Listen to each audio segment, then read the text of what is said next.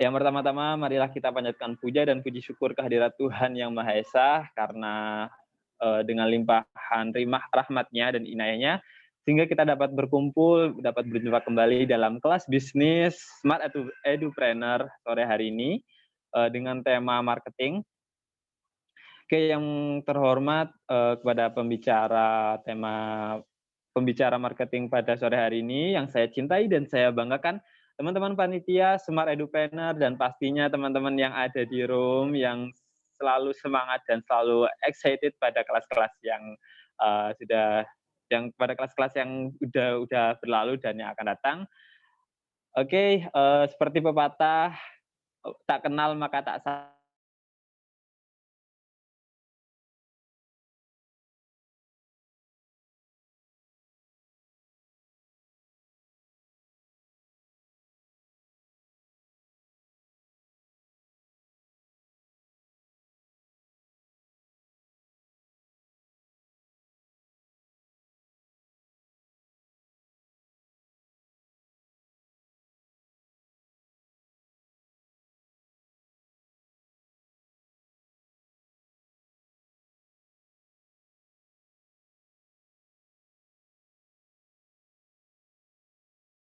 sore hari ini, pastinya kita akan belajar lagi pada kelas, Smart Edupreneur dengan tema marketing. Nah, di sini kita, telah mengundang yang pastinya, pemateri yang, sudah cukup expert di bidangnya. Apakah Mbak Mega udah masuk? Udah. Oke. Nah, sebelum kita kenalan terlebih dahulu, mungkin, panitia bisa share screen CV-nya Mbak Mega terlebih dahulu.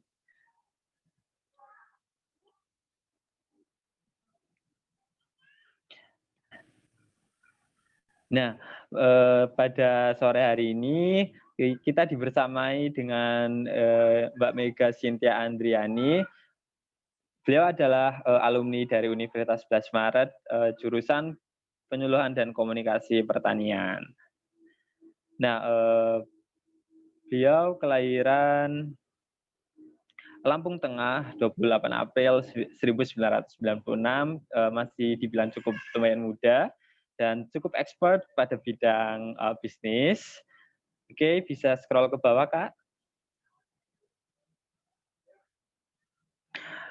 Nah, pengalaman kerja bisa kita lihat, beliau sudah cukup banyak, memiliki pengalaman kerja seperti di Plaza Planner Mandiri, wah ada di Google juga, Google Indonesia, eee, dia juga sebagai konsultasi bisnis, terus, Pondok Planner Indonesia sebagai manajer marketing and mentor bisnis, terus ada di GMB Indonesia, Research and Development Program Literasi Nasional. Oke, bisa di halo Kak Mega.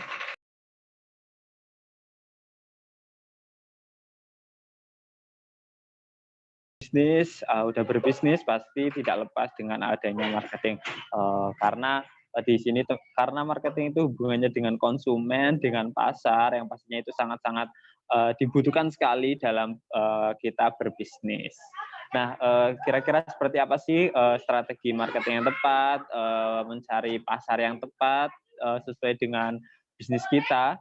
Nah, pada sore hari ini pastinya kita akan bahas secara tuntas dengan Kak Mega. Halo Kak Mega.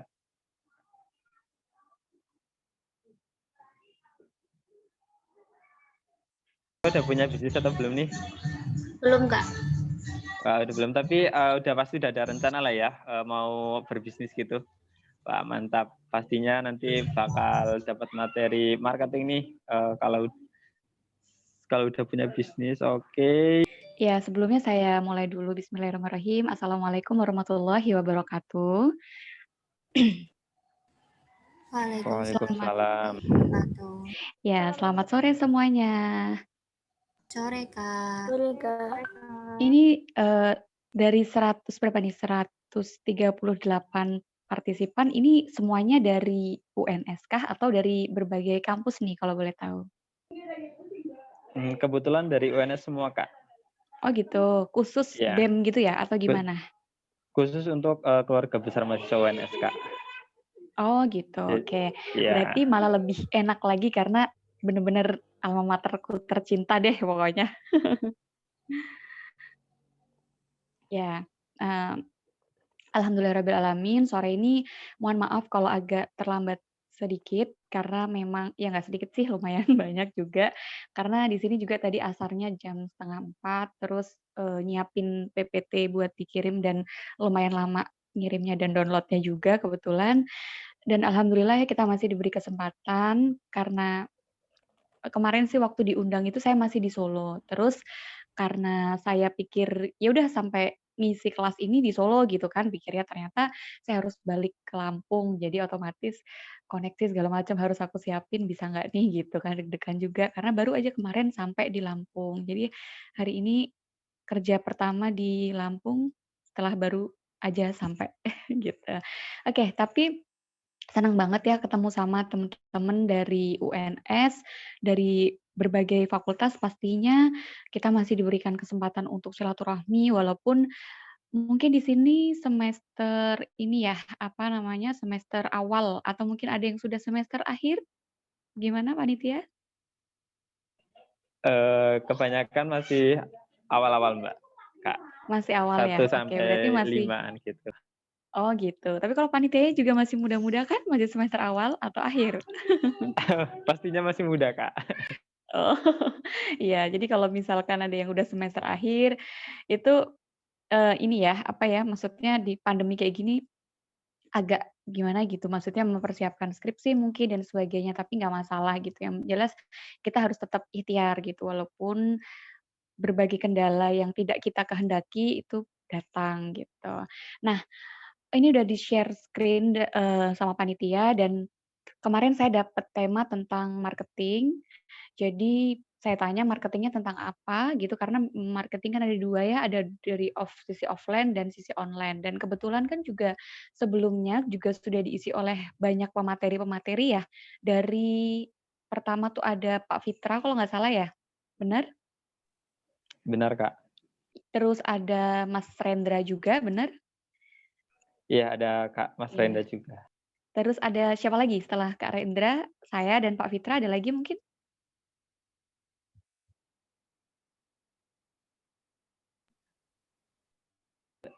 Ada lagi, Kak, itu Kak Yuli, Kak Yuli. Iya, Kak Oh Fauzi, Yuli. ya, Fauzi, Oh, Kak Fauzi. Fauzi. Iya. oke. Oke, artinya sebentar, ini kok di pengaturan saya kameranya ke-close, kelihatan nggak sih? Kelihatan nggak? Terlihat, terlihat Kak. Terlihat ya? Oke. Nah, jadi maksud saya karena memang itu semua orang-orang partner saya hebat-hebat semua, jadi saya rasa saya pelengkap ajalah gitu. Artinya mereka juga sudah menyampaikan banyak ilmu gitu kan, banyak insight yang bisa diambil gitu. Tapi saya juga akan berusaha untuk menyampaikan apa yang sudah saya dapat, apa yang sudah saya pelajari, karena saya juga dulu waktu kuliah nyuri-nyuri waktu gitu kan, nyuri-nyuri waktu untuk sekolah lagi di sekolah bisnis sambil kuliah. Ya pertama jelas di Pondokpreneur karena beasiswa pada saat itu di tempat Pak Fitra itu, dan yang kedua saya sekolah di Business Owner School, itu di sekolah bisnis di Manahan, daerah Manahan kalau nggak salah. Itu saya sekitar tahun 2016 kalau nggak salah ya. 14 saya masuk kuliah, 15 semester 3 awal saya memutuskan bisnis, 16 mulai menekuni di sekolah-sekolah dan waktu itu ingat banget pakai uang tabungan sendiri, padahal lainnya itu peserta sekolah bisnisnya itu udah bener-bener pengusaha yang mereka omsetnya udah bukan dihitung jari lagi. Tapi aku nggak, apa ya, nggak malu, nggak berkecil hati, asalkan, aku berprinsip, "Nggak apa-apa deh omset kecil sendiri, usia juga kecil sendiri, yang penting niat saya besar," gitu, usaha saya besar dan motivasi saya besar, nggak kalah sama bapak ibu yang pada saat itu sudah miliaran gitu kan omsetnya. Dan alhamdulillah usaha pasti tidak akan mengkhianati hasil. Artinya kalau kita memang terus berusaha walaupun sedikit-sedikit naiknya, ya lama-lama menjadi bukit gitu. Artinya di saat sudah selesai kuliah, eee, bahkan sebelum selesai ya gitu, alhamdulillah qadarullah atas bantuan dari Allah dan usaha juga, mulai bisa gitu menghasilkan walaupun ya ibaratnya apa ya, kalau dibilang besar banget usahanya ya ya belum gitu, mohon doanya. Tapi kalau misalkan dibilang udah menghasilkan belum dari belajarnya? Ya alhamdulillah gitu, nggak akan mungkin kita bisa juga tanpa kita tahu ilmunya sebelumnya. Nah, sama dengan teman-teman di sini, keren banget mengadakan acara seperti ini, keren banget mengusung tema yang memang jarang dibahas di luar dengan harapan dapat materi selain dari materi kuliah gitu. Karena kalau misalkan kuliah aja kita tidak berorganisasi, kita tidak mempunyai ilmu-ilmu atau soft skill lainnya, itu juga nanti akan susah gitu survive-nya di kehidupan pasca kampus. Karena setelah pasca kampus atau setelah selesai nih wisuda, kita bakalan mikir kita mau kerja, kita mau lanjut kuliah, kita mau bisnis, kita mau menikah, kita mau bisnis sambil kuliah dan sebagainya itu kayak bener-bener harus menentukan pilihan gitu. Dan untuk apa gitu soft skill, ilmu-ilmu kayak gini kita pelajarin. Apalagi yang saya dapatkan kemarin temanya marketing. Marketing itu sebenarnya bukan hanya untuk kita jualan produk gitu. Marketing itu bisa semuanya dipakai di semua elemen, di semua sektor. Bisa kita memarketingkan jasa misalkan. Kita bisa suka desain, terus kita marketingkan desain kita. Kita suka mengadakan acara, kita buat I.O. dan sebagainya. Itu semua butuh banget yang namanya marketing. Bahkan di dalam marketing sendiri nanti ada yang namanya ilmu negosiasi, ilmu closing, ilmu gimana cara menawarkan yang menarik dan sebagainya. Nah, itu penting dari semua aspek kehidupan kita. Apalagi memarketingkan diri sendiri gitu. Maksudnya gimana kalau memarketingkan diri sendiri? Artinya kita bisa menjual soft skill kita kepada orang yang memang butuh gitu. Bahkan tanpa tanpa kita harus menawarkan pun orang jadi kayak udah terkenal gitu loh, udah kenal dengan kita dengan, "Oh ini loh kalau misalkan mau belajar tentang misalkan desain ke anak ini," gitu. Kalau mau belajar tentang, marketing ke anak ini. Nah itu udah dikenal gitu loh, dikenal secara langsung oleh, halayak umum gitu. Nah, sebelumnya tadi kan juga sebelum mulai tadi saya dengar dari MC juga sudah nanya gitu kan ke beberapa peserta yang hadir juga gitu, udah pada punya bisnis belum, bisnisnya apa, udah berjalan berapa lama dan sebagainya gitu. Nah, aku mau tanya lagi deh salah satu gitu, ada yang sudah mulai bisnisnya mungkin dari mulai kuliah deh, kuliah semester awal. Ada yang udah? Boleh salah satu open mic? Oh, ada yang bales nih di chat, ada. Oke, kalau ada bisnisnya di bidang apa? Biar saya sedikit tahu nanti maksudnya harus ngebahas ke arah mana. Mungkin bisa dibantu dari MC? Oke, halo Kak Sarah Nabila, bisa on mic? Ya, halo, apa suara saya masuk? Halo, masuk, silahkan.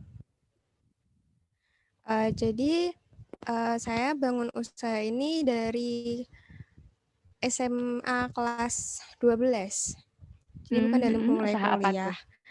Mhm. Saya punya jasa cetak Polaroid gitu. Jadi, dari Polaroid asli baru dicetak gitu. Jadi foto-fotonya dari yang beli, customer-nya.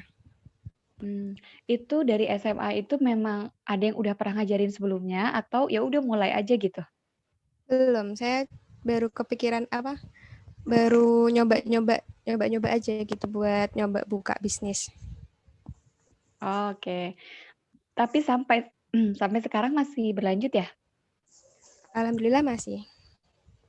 Oke. Kalau pandemi kayak gini gimana nih? Masih atau terkendala atau gimana? Sebenarnya waktu pandemi ini lebih banyak soalnya kan pakai di Shopee juga, jadi banyak yang nge-reach gitu buat produknya. Oh, oke. Malah artinya malah lebih banyak ya, alhamdulillah ya, karena banyak usaha lain yang pandemi ini agak-agak oleng gitu kan. Tapi alhamdulillah. Tadi siapa namanya? Mohon maaf. Sarah. Oh iya, Sarah. Luar biasa dari SMA lagi ya. Oke, makasih ya Sarah. Iya. Oke, yang lainnya juga boleh deh chat sambil nanti aku baca-bacain. Kalian tuh udah mulai bisnis belum? Terus kalau misalkan udah, itu bisnisnya apa? Gitu. Jadi aku agak nanti sambil baca-baca dulu kayak mana harus memarketingkannya gitu kan. Karena saya diminta untuk bahas tentang marketing. Nah, tapi di slide saya boleh di next panitia dikebawahin aja langsung. Nanti ikuti apa yang saya sampaikan aja baru di slide-nya ditampilkan gitu aja ya. Nah, sebenarnya kalau di sini saya tuliskan di awal, ada nggak sih teman-teman yang udah mulai bisnis, tapi kalian itu benar-benar tahu kenapa kalian itu memulai bisnis. Nah, kenapa ini penting banget? Karena yang aku bilang tadi gitu, sebenarnya di pandemi kayak gini itu salah satu cobaan bagi para UKM, bagi para pengusaha, bagi para pembisnis. Kenapa? Karena memang nggak mudah ya menjalankan bisnis yang memang di saat istilahnya untuk makan aja susah gitu. Nah, tapi dengan kita ngerti apa sebenarnya tujuan kita bisnis, latar belakang kita untuk memulai bisnis itu kenapa, nah itu kita akan jadi tahu gitu. Nah, di slide ke berapa ini? Di slide kelima, kalau panitia nanti bisa buka, saya akan membahas sebenarnya pentingnya bisnis di era digital itu apa aja, terus potensinya apa, terus sebenarnya kesalahan pebisnis pemula itu apa aja sih gitu yang nyebabin para anak-anak muda itu bisnisnya itu berhenti di tengah jalan gitu.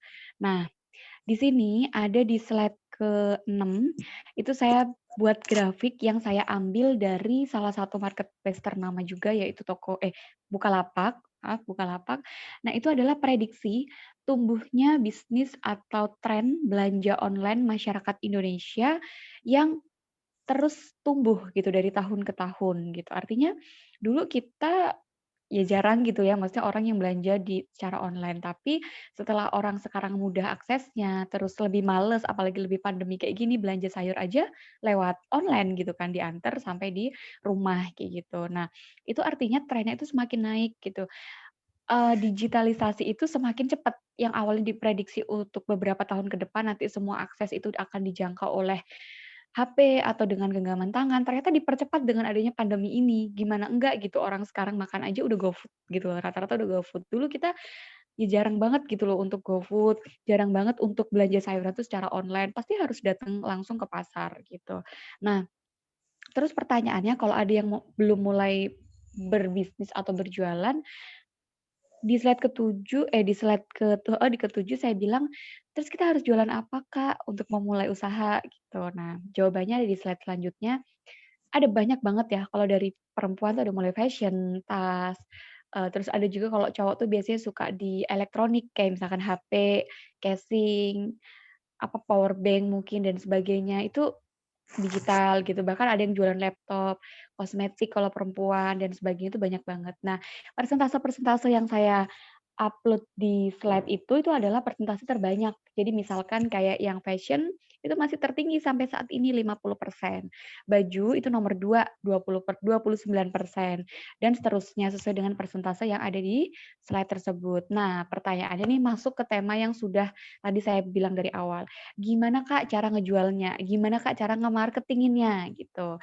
Sebelumnya tuh, aku juga, basic-nya kan bukan dari anak ekonomi ya, basic-nya bukan dari anak sekolah bisnis murni gitu. Aku sekolah di UNS juga sama kayak teman-teman, bahkan aku dari Fakultas Pertanian. Ada nggak yang dari pertanian di sini? Ya aku dari pertanian dan nggak ada gitu ibaratnya disampaikan materi-materi tentang jualan, materi-materi tentang ini. Tapi ada sih waktu itu materi tentang komunikasi bisnis, komunikasi, intrapersonal yang gimana cara kita itu menawarkan gitu. Nah, kalau misalkan ilmu dari yang pernah saya dapat di Business Owner School maupun di Pondok Pelita saat itu, sebenarnya aku pengen ngejelasin dulu secara umumnya bahwa marketing sama sales itu beda, gitu. Pertama, kenapa beda? Marketing itu sebenarnya tugasnya hanya membuat gimana caranya market atau pasar atau toko itu menjadi ramai. Marketing, memasarkan gitu kan. Tapi kalau sales itu lebih ke penjualan, gimana cara kita menjual. Nah, orang umum atau orang awam itu kebanyakan mereka berpersepsi bahwa marketing itu adalah gimana cara dia mencari orang yang mau beli produk kita. Nah, padahal itu sebenarnya kalau dalam bisnis itu adalah tugasnya orang sales. Karena orang sales itu mempelajari benar-benar sampai detail gimana cara kita menjual, gimana cara kita menegosiasi, gimana cara ini biar closing. Tapi kalau misalkan marketing itu sekedar mencari keramaian, gimana caranya orang tahu kalau kita itu punya toko. Kayak misalkan nih, kalau di online ya saya kasih contoh, kita punya toko baru.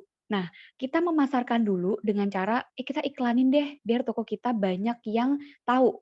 Terus yang kedua, oh kita ikut endorse artis misalkan, biar orang yang, oh ini ada toko nih di daerah Solo jualan apa misalkan, baju atau jualan kosmetik. Nah, orang itu biar tahu dulu bahwa kita itu punya toko. Tokonya apa, kalaupun offline lokasinya di mana, kalaupun online apa nama tokonya, di Instagram atau di Shopee dan sebagainya. Itu tugasnya marketing.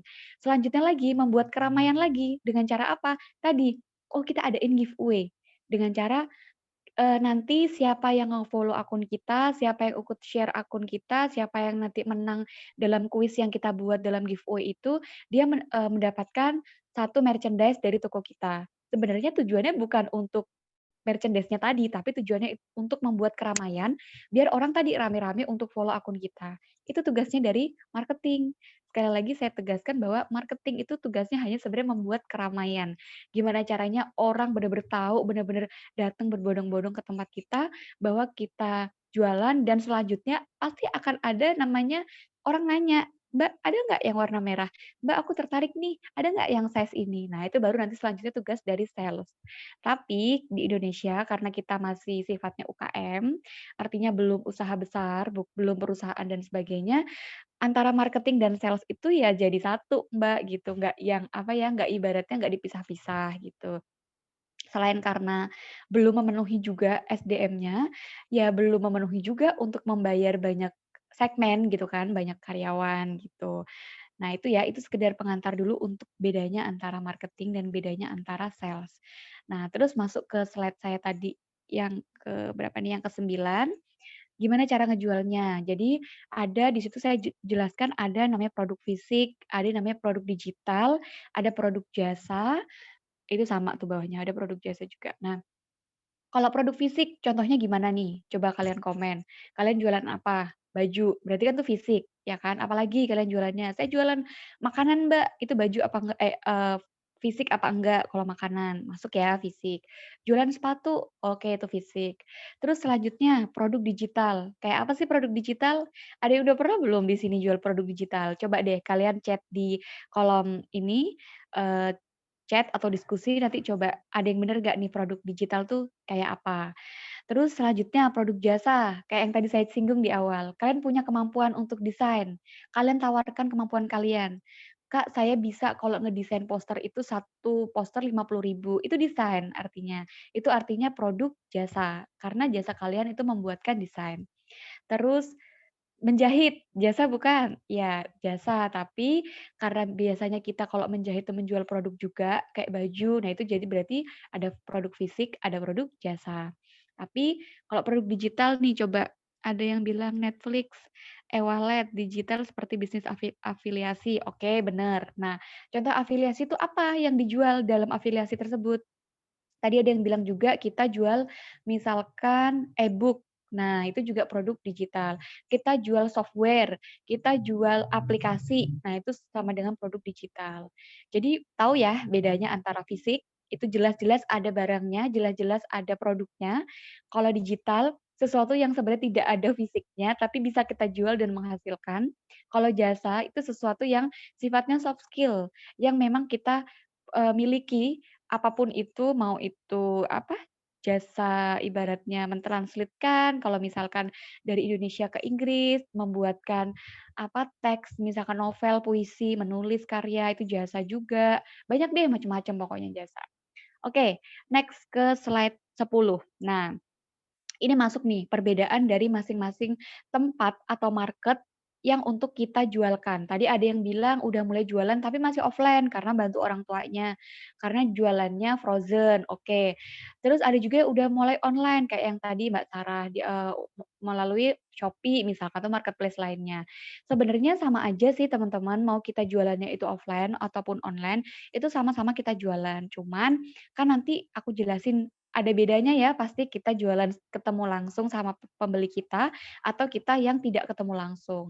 Ini, ada toko offline berupa gedung fisik, kalau misalkan kita sewa tempat atau pasar, terus kalau kita punya website sendiri itu lebih bagus ya, artinya kita udah prepare, walaupun itu website yang masih dalam skala murah, artinya gratis, mulai dari yang gratis sampai berbayar ratusan juta itu ada. Sosial media seperti WA, Facebook, Instagram, dan sebagainya, dan market online atau pasar online seperti marketplace banyak banget di Indonesia, Shopee, Lazada, Tokopedia. Pasti udah nggak asing lagi deh untuk teman-teman yang sering banget nungguin 10-10, 11-11, 12-12 gitu. Sama gitu. Kemarin habis kalap, siapa yang habis kalap 11-11 pasti cewek-cewek nih ya. Saya juga gitu. Oke, lanjut ke slide berapa nih? Ke-11, slide ke-11, saya akan bicarakan tentang mindset. Artinya gini teman-teman, kalau kita membatasi, "Kak, aku nggak punya uang untuk nyewa toko, aku nggak punya uang untuk buat website yang berbayar dan mahal, jadi aku nggak bisa untuk memulai usaha." Nah, pertanyaannya sebenarnya kita nggak punya uang, kita nggak punya toko, kita nggak punya website, itu sebenarnya keadaan yang sebenarnya bisa kita kontrol. Artinya gini, kita kan punya pilihan. Tadi saya bilang, ada toko yang offline, ada toko yang online. Kalau dulu saya pas memulai bisnis, saya memutuskan untuk punya toko offline, artinya punya ruko sendiri, punya tempat jualan sendiri, itu pasti sampai sekarang saya nggak akan mulai-mulai. Kenapa? Karena pasti pertama butuh modal besar, ya kan. Kedua, tempatnya harus strategis, harus di tempat ramai, harus di tempat orang lalu lalang, harus di tempat orang yang sering lewat gitu. Nah, kalau misalkan kita mikirnya, susah Kak kalau misalkan kita nggak punya modal di awal. Nah, itu mindset mindset yang memang sebenarnya itu nggak dilakukan kalau untuk orang-orang yang niatnya itu memang benar-benar mau usaha. Karena saya cerita sedikit, dulu saya mulai itu memang benar-benar dari menjadi reseller. Produk apapun. Ingat banget 2015 itu tepatnya semester 3 kuliah, saya tuh ngemulai bisnis itu dari jualan tas, teman-teman. Dari jualan tas lokal, jualan tas asli pengrajin dari Solo, yang itu saya, ya udah otodidak aja. Memang walaupun waktu itu saya udah masuk ya di sekolah bisnis, udah masuk di Pondokpreneur, tapi belum masuk di sekolah yang Business Owner School yang saya bilang saya bayar sendiri tadi. Nah, begitu saya mulai, saya tuh jualan tuh masih offline, masih belum ngerti lah 2015 tuh ilmu online tuh belum sebanyak sekarang. Saya jual tuh, saya tawarin gitu kan, saya tawarin ke kakak tingkat, saya tawarin ke adik tingkat, ke teman-teman pondokpreneur saya gitu. Karena ditantang tuh sama Pak Fitra itu kemarin waktu pertama kali masuk di sekolah bisnis. Karena kalian udah masuk di sekolah bisnis, siapa di sini yang berani untuk lepas uang saku dari orang tua? Terus aku mikir kan, aku tuh tengok kanan kiri gitu. Waduh, teman-teman aku kok nggak ada ya yang angkat tangan gitu. Masa aku angkat tangan sendiri? Antara ini kepedean, belagu atau gimana gitu, takut kan dikira, "Ah, sombong banget dia," gitu. Nah, akhirnya aku mikir, kalau misalkan nggak dimulai sekarang waktu kuliah, kapan lagi? Kalau misalkan aku dulu SMP nih, pernah banget kepikiran untuk, "Bisa nggak ya aku kuliah pakai biaya sendiri? Bisa nggak ya aku nggak minta uang lagi sama orang tua?" Sejak aku merantau gitu loh, sejak aku udah mulai memutuskan untuk mandiri.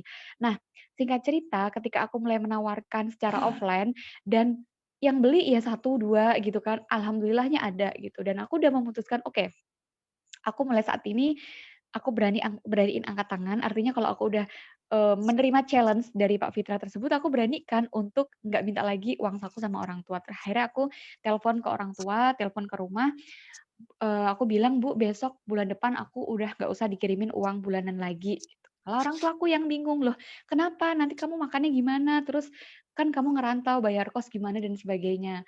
Ya udah, pokoknya aku niat aja gitu. Artinya kalau aku udah punya komitmen, udah punya tekad, insya Allah, Allah pasti kasih jalan. Terus mulai tuh semangat jualan, tiba-tiba di 1 bulan pertama, aku tuh seneng gitu, "Oh, 1 bulan pertama saatnya aku ngitung penghasilan berapa ya," gitu, dari aku jualan offline gitu. Akhirnya aku hitung, kayaknya udah banyak deh yang beli gitu, walaupun zaman dulu kan belum ngerti ya uang banyak, uang sedikit itu seberapa. Dan kaget banget, kalian bisa tebak nggak sih berapa penghasilan pertamaku saat aku mulai bisnis? Itu bener-bener di luar dugaan. Coba tebak, teman-teman yang bener nanti aku kasih hadiah, aku kasih voucher belanja di tempat aku, tapi ya ada cewek ada cowok sih barengnya, ada fashion cowok, ada cowok juga. Berapa penghasilan pertama aku ketika aku ngemulai, usaha? Waduh, ada yang nebak nih 5 juta, Masya Allah itu mah besar banget. 500.000 kebesaran, ayo tebak lagi, yang bener aku kasih hadiah. 1 juta, 3 juta, kebanyakan mah kalian nebaknya mah nggak usah yang juta-jutaan. Nih, oke, udah mulai banyak ya. Ya Allah 10.000, kasihan banget nih. Aku jawab sekarang, nanti kalau ada yang bener nanti hubungin saya deh salah satu panitia. Jadi awal mula aku usaha offline tadi ya, aku bilang jualan tas dan menawarkan ke teman-teman secara offline itu hanya mempunyai keuntungan 60.000 aja, 60.000. Ditutup ya, klik. kalau yang jawabnya setelah ini nanti bener semua dong panitia. Oke, 60.000. Terus aku mikir dong, wah sebulan dapat 60.000, aku udah excited gitu kan, aku mau ngitung penghasilanku berapa. Ternyata cuma 60.000. Bayangin dong, udah bertekad untuk nggak minta lagi sama orang tua dan ternyata cuma 60.000. Terus aku mikir, gimana caranya aku hidup di Solo dengan 60.000? Masa iya aku makan tiap hari angkringan, tapi angkringan juga apa boleh ya selama sebulan 60.000 gitu kan, belum lagi kos dan sebagainya. Oh pusing gitu kan, sebagai anak kos tuh pusing banget. Tapi tadi ya aku bilang bahwa aku udah komitmen, masa iya setelah ini aku langsung nelpon orang tua lagi dan aku bilang, "Bu nggak jadi sekarang kirimin lagi uang saku." Kan nggak mungkin gitu ya, selain gengsi juga udah kayak komitmen gitu, nggak mau, oke nggak mau. Aku tanya deh ke mentor aku, ke Pak Fitra tadi, Ustadz, manggil Ustadz karena di pondok ya, aku bilang, "Ini Mega udah menerima challenge nih, udah nggak minta uang saku lagi. Tapi kalau misalkan hasilnya cuma 60.000 selama sebulan, ini nggak bisa aku nggak bakal bisa kayak gini gitu loh. Artinya nggak mungkin gitu, makannya gimana, bayar kos gimana, kehidupan sehari-harinya gimana gitu. Ditanya dong sama Pak Fitra dan sengaja gitu loh, mungkin dikasih challenge kayak gitu, sengaja untuk mikir, bisa nggak caranya dapat uang tanpa kita kasih tahu duluan gitu. Akhirnya singkat cerita ditanya, "Mega jualannya gimana?" Terus aku jawab, "Ya manual aja, ditawarin aja gitu ke orang-orang, ke kakak tingkat, ke yang aku kenal," gitu. Terus, Mega punya pada saat itu, masih musim Facebook, masih musim BBM, sekarang udah nggak ada ya. Oh kalian mah udah nggak ngerasain deh zaman-zaman susah kayak gitu, apalagi yang masih anak-anak baru nih. Masih ada BBM, masih ada Facebook, itu, ditanya, "Kamu punya Facebook nggak?" "Punya." Facebook-nya dibuat apa? Ya udah biasa aja gitu, dibuat sosial media, dibuat status, tapi nggak galau-galau ya, mohon maaf ya, aku nggak baperan gitu orangnya. Habis itu BBM gitu, ada juga grup-grup BBM gitu. Nah, terus aku ditanya, "Itu nggak dibuat bisa nggak Mega jualan lewat Facebook?" Terus mikir, "Bisa aja sih Ustadz," gitu. "Bisa nggak Mega jualan lewat BBM?" "Ya bisa aja," gitu. "Bayar nggak kalau jualan lewat Facebook?" Aku mikir, enggak, kan kita tinggal upload, kan kita tinggal tawarkan, kan kita tinggal belajar tentang gimana memarketingkan secara online gitu. Nah, kalau misalkan kamu punya satu Facebook nih, eee, kamu bisa nggak buat Facebook lagi, bisa nggak buat 2 Facebook? Bisa. 3 Facebook? Bisa. 4, 5, 6? Bisa, gitu. Apa ya maksudnya pertanyaan ini gitu kan, terus aku mikir gitu, ternyata kalau kamu nggak mau buat Facebook nggak bayar, kamu buat email nggak bayar, terus kamu bisa buat Facebook lebih dari satu, itulah toko kamu, Dek, kata dia. Itulah, tempat jualan kamu secara online. Dan kamu nggak usah ribet-ribet nawarin ke orang lain yang mungkin nggak setiap hari kamu harus ketemu sama orang, bisa nawarkan lewat, kamar dengan HP dan sebagainya. Kenapa nggak kamu jualan online aja? Kenapa nggak memulai belajar bisnis online lewat sosial media? Terus aku mikir, iya juga ya. Berarti salah ya caraku gitu. Bukan salah kata Ustadz, karena kamu belum ngerti aja caranya gitu. Oke, singkat cerita aku dikasih tahu kayak gitu karena, anaknya ambisius banget kan, aku nekat gitu, oke aku mulai jualan nawarin lewat Facebook, nawarin lewat BBM, aku buat tuh grup-grup BBM pada saat itu. Aku, tawarin dulu siapa nih yang mau join jadi reseller produk tas asli pengrajin Solo, mulai dari tote bag, mulai dari sling bag, mulai dari tas sekolah dan banyak tuh ibu-ibu, mbak-mbak tuh banyak banget yang masuk. Dari situ mulai naik ternyata bener, mulai naik penghasilanku, mulai wah makin percaya diri dong untuk nggak berani apa, narik omongan untuk minta uang saku lagi sama orang tua, udah pokoknya udah komitmen nggak mau banget gitu minta uang saku. Akhirnya lama-lama qadarullah atas usaha juga, aku belajar, oh ternyata di bisnis online pun semua ada ilmunya. Bukan kita yang tiba-tiba jualan, nawarin, upload, posting, udah ditinggal, nggak kita urusin. Kalau kayak gitu kira-kira anak SMP bisa nggak kayak gitu? Bisa, kan tinggal upload aja. Kalau misalkan kita mau jualan, apa ya, baju, terus kita, "Mbak, banyak banget nih reseller aku," apalagi reseller aku juga banyak mahasiswa ya, "Mbak, aku tuh udah jualan." Terus aku tanya, "Berapa lama?" Sebulan." "Udah sebulan, Mbak." Dia bilang, "Udah sebulan." Udah sebulan tuh kayak kalimatnya salah deh, harusnya tuh baru sebulan gitu, karena itu belum ada apa-apanya gitu. Terus aku tanya lagi, "Gimana cara kamu jualan, Dek?" Terus dia bilang, "Aku jualannya ini Mbak, udah upload di semua sosmed aku, terus aku udah buat caption juga." Terus aku bilang, "Kira-kira kalau kamu cuman upload atau cuman posting, anak SD bisa nggak? Aku bilang gitu. Bisa sih, adik aku juga bisa Mbak kalau cuman upload kayak gitu. Nah itu aku bilang, jadi yang namanya jualan online itu jangan disalahartikan kita cuman update, kita cuman upload barang atau jasa yang kita jual lalu kita tinggal. Terus kita bilang sebulan, 2 bulan, 3 bulan, sampai setahun pun kalian jualan, nggak akan ada yang beli. Ya mungkin ada pun, itu mujur. Dan ada pun teman sendiri, teman deket, satu kosan, satu kamar, diutang lagi. Gitu kan, jangan-jangan. Itu kan kasihan banget gitu. Artinya itu bukan jualan yang sesungguhnya, itu cuman upload aja. Itu cuman update aja gitu. Nah, lama-lama aku juga belajar, oh ternyata di bisnis online itu semuanya ada ilmunya. Mulai dari tadi yang aku bilang, gimana cara kita menawarkan tanpa memaksa orang lain. Gimana cara kita meng-closing orang agar mau beli tanpa mereka itu terpaksa untuk membeli produk kita. Gimana caranya bilang ke orang lain bahwa mereka itu butuh loh produk kita, mereka itu butuh jasa kita. Nah, itu ada caranya sendiri. Ada yang namanya ilmu teknik copywriting. Tadi menawarkan sesuatu tanpa membuat orang lain itu seakan-akan dipaksa untuk beli. Ada lagi namanya teknik closing, membuat orang lain tuh menjadi, "Oke, aku mau beli produk itu, tapi aku nggak terpaksa belinya, ya memang aku butuh, ya memang aku mau aja mau aja transfer, mau aja beli." Kayak gitu, itu namanya teknik closing. Dan masih banyak lagi ilmu-ilmu di marketing online. Dari situ aku belajar dan alhamdulillah udah nggak setiap mau ngitung penghasilan di setiap bulan tuh udah nggak deg-degan lagi karena aku udah optimis. Oh, aku udah tahu strateginya, jualannya udah tepat juga. Walaupun nggak semudah itu ya, artinya sebulan, 2 bulan, ya pasti masih ada proses, masih yang dari 60.000 naik ke 100.000, 300.000, 1 juta, 3 juta, 5 juta, itu bertahap banget sampai yang bener-bener pernah satu ketika di 2016 apa 17 ya, karena aku mulainya 16 atau 17 sekitar itu, aku udah mulai kerja sama sama teman-teman di Pondokpreneur, satu asrama itu, satu Pondokpreneur itu, kita jualan bareng nih, jualan bareng. Artinya bareng-bareng kan. Nah itu dan aku nggak pernah di awal tuh nargetin, aku harus omset berapa, aku harus punya penghasilan berapa sebulan, nggak pernah sama sekali. Nah, tapi karena tadi kita fokus aja sama ilmu yang udah kita dapat, kita terapin, dan terkejut banget pada saat bareng-bareng ngitung pembukuan sama tim aku waktu itu, di 2016 itu udah kecapai 25 juta per bulan. Karena itu memang bareng-bareng ya. Dan itu menurut aku pada saat itu udah besar banget karena aku belum ngerti yang namanya bisnis yang sesungguhnya gimana. Padahal itu omset karena kita belum ngebahas tentang laba, laba kotor, laba bersih, profit kayak gitu ya. Tapi bagi aku pada saat itu udah gede banget. Akhirnya makin makin mantep lah untuk menekuni dunia bisnis. Akhirnya tadi aku merasa bahwa aku kurang nih belajarnya kalau hanya di Pondokpreneur aja. Padahal tuh mungkin di sini ada juga ya teman-teman dari kalau misalkan dari Pondokpreneur itu kerjaan kita itu nggak ada yang namanya istirahat. Kenapa aku bilang gitu? Karena misal pagi kita sekolah atau kuliah, sore kita organisasi, pulang sore kita langsung masuk di situ dari malam sampai jam 9 itu kita belajar bisnis. Paginya kita belajar agama. Nggak ada habis-habisnya. Sabtu Minggu kita keluar kota untuk ngajarin UKM gimana caranya bisnis online dan sebagainya.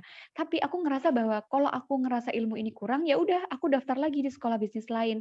Makanya aku memutuskan pakai uang sendiri untuk daftar lagi di Business Owner School yang pada saat itu 2016 biaya pertemuannya itu 4 kali pertemuan itu 3 juta atau 4 juta ya, hanya 4 kali pertemuan aja.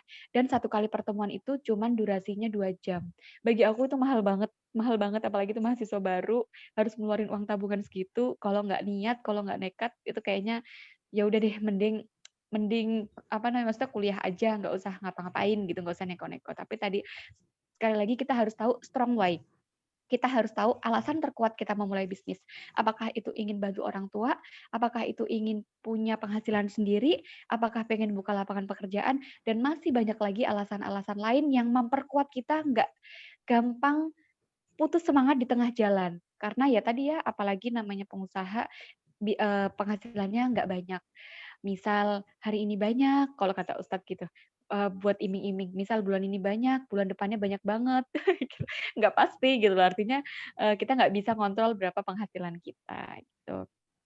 Nah, terus ke bawah nih, kalau misalkan admin mau share PPT ke slide ke-14. Nah, Aku ingin share 3 kesalahan pebisnis pemula yang memang sebentar. Oke, kalau misalnya udah dibuka slide ke-14 ya, 3 kesalahan pebisnis pemula yang banyak banget dilakukan sama semua orang. Pertama, takut memulai. Buat teman-teman tadi yang misal waktu ditanyain sama MC, udah mulai belum bisnisnya gitu. Mungkin di dalam hatinya ada yang bilang, pengen banget sih Kak mulai, tapi nggak tahu mulainya harus dari mana. Nah itu, takut memulai. Alasannya banyak banget. Kita tuh sebenarnya punya banget banyak alasan. Tapi kalau kita itu punya keyakinan, satu keyakinan aja yang aku bilang tadi alasan terkuat kita untuk memulai usaha. Pasti satu keyakinan tadi itu akan memusnahkan 1 juta alasan kita untuk menunda-nunda memulai. Pertama, nggak ada modal, Kak. Kedua, aku nggak tahu mulainya dari mana. Ketiga, aku nggak punya guru yang ngajarin untuk aku memulai. Keempat, aku tuh nggak punya ilmunya. Basic aku tuh bukan sekolah ekonomi, Kak. Bukan sekolah manajemen bisnis, Kak. Bukan. Tadi aku bilang, aku dari pertanian. Aku dari kecil nggak pernah mulai bisnis sama sekali. Mau mulai aja bingung harus jualan apa. Terus aku juga nggak punya guru pada saat sebelum masuk di Pondokpreneur. Terus lagi, aku tuh kayaknya nggak ada bakat deh, Kak. Karena aku coba jualan ganti-ganti, nggak ada yang laku semua gitu. Ada nggak yang pernah berpikiran kayak gitu? Nah, kalau misalkan ada, itu adalah mindset kalian sendiri. Kenapa? Karena semua orang yang walaupun belum pernah jualan, walaupun belum pernah berbisnis, itu bukan nggak ada bakat ya, tapi memang nggak dimulai gitu loh. Bakat itu ada yang memang dia bakat alam, artinya dari lahir, ada yang bakat dibentuk karena dia latihan. Kalau aku ngerasa bahwa aku nggak punya bakat alam sama sekali untuk memulai bisnis, karena aku bilang orang tuaku juga bukan pembisnis, orang tuaku juga pekerja swasta, ibuku ibu rumah tangga, tapi karena tadi aku bilang bahwa aku punya alasan terkuat kenapa aku harus memulai bisnis. Akhirnya satu alasan terkuat tadi yang mematahkan semua alasan-alasanku untuk memulai, untuk takut memulai gitu. Jadi buat teman-teman sekali lagi rugi banget kalau kalian takut memulai. Mumpung kalian masih muda, mumpung kalian kayak aku udah tua aja yang ngomong kayak gini ya. Mumpung kalian masih semester awal, coba deh mulai. Dulu aku mulainya semester 3. Mungkin tadi ada yang bilang mulainya pada saat SMA. It's very good menurut aku. Karena apa? Semakin muda semakin bagus. Apalagi misal nih, sekarang kalian udah di era sosmed, udah di era semuanya digital. Aku bilang tadi 2016 aku masih pakai Facebook, masih pakai BBM. Instagram ya mungkin ada tapi mungkin belum booming kayak sekarang. Marketplace juga belum booming kayak sekarang. Artinya apa? Mau belajar apapun, mau belajar lewat YouTube, mau belajar lewat siapapun, webinar, seminar tuh banyak banget dan itu gratis. Jadi nggak akan ada alasan lagi untuk takut memulai karena nggak ada ilmu, takut memulai karena nggak ada modal. Karena tadi kita bisa buka toko online dan itu bisa lebih dari 1 dan gratis gitu. Jadi udah deh kalau anak muda mah kita nggak usah mikirin lagi alasan-alasan. Di luar sana tuh banyak banget anak muda yang usianya 23, 21, bahkan 20 tahun, udah jadi YouTuber. Kalian tahu kan gaji YouTuber itu berapa? Ratusan juta. Ada yang udah punya rumah sendiri, ada yang udah bisa menghajikan orang tua, mengumrohkan orang tua. So, kita yang udah umurnya misalnya udah masuk umur 20-an, selama 20 tahun kita ngapain aja.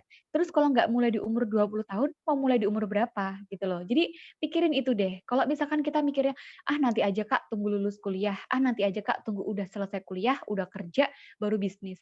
No, kalau menurut aku semua itu bisa berjalan beriringan kalau kita memang punya niat yang kuat gitu. Makanya aku bilang, aku dulu S1 sambil kuliah, sambil pondok, sambil sekolah bisnis di Manahan itu, sambil jadi mentor bisnis online juga di berbagai kota, Jateng, Jatim, Jabar juga waktu itu pernah.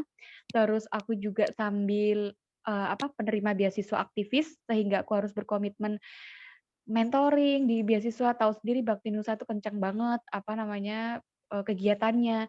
Tapi tadi aku mikir bahwa semua orang itu punya waktu yang sama, 24 jam. Aku punya waktu 24 jam, kalian juga punya waktu 24 jam. Yang penting itu pinter-pinter atau manajemen kita dalam waktu tadi gitu loh.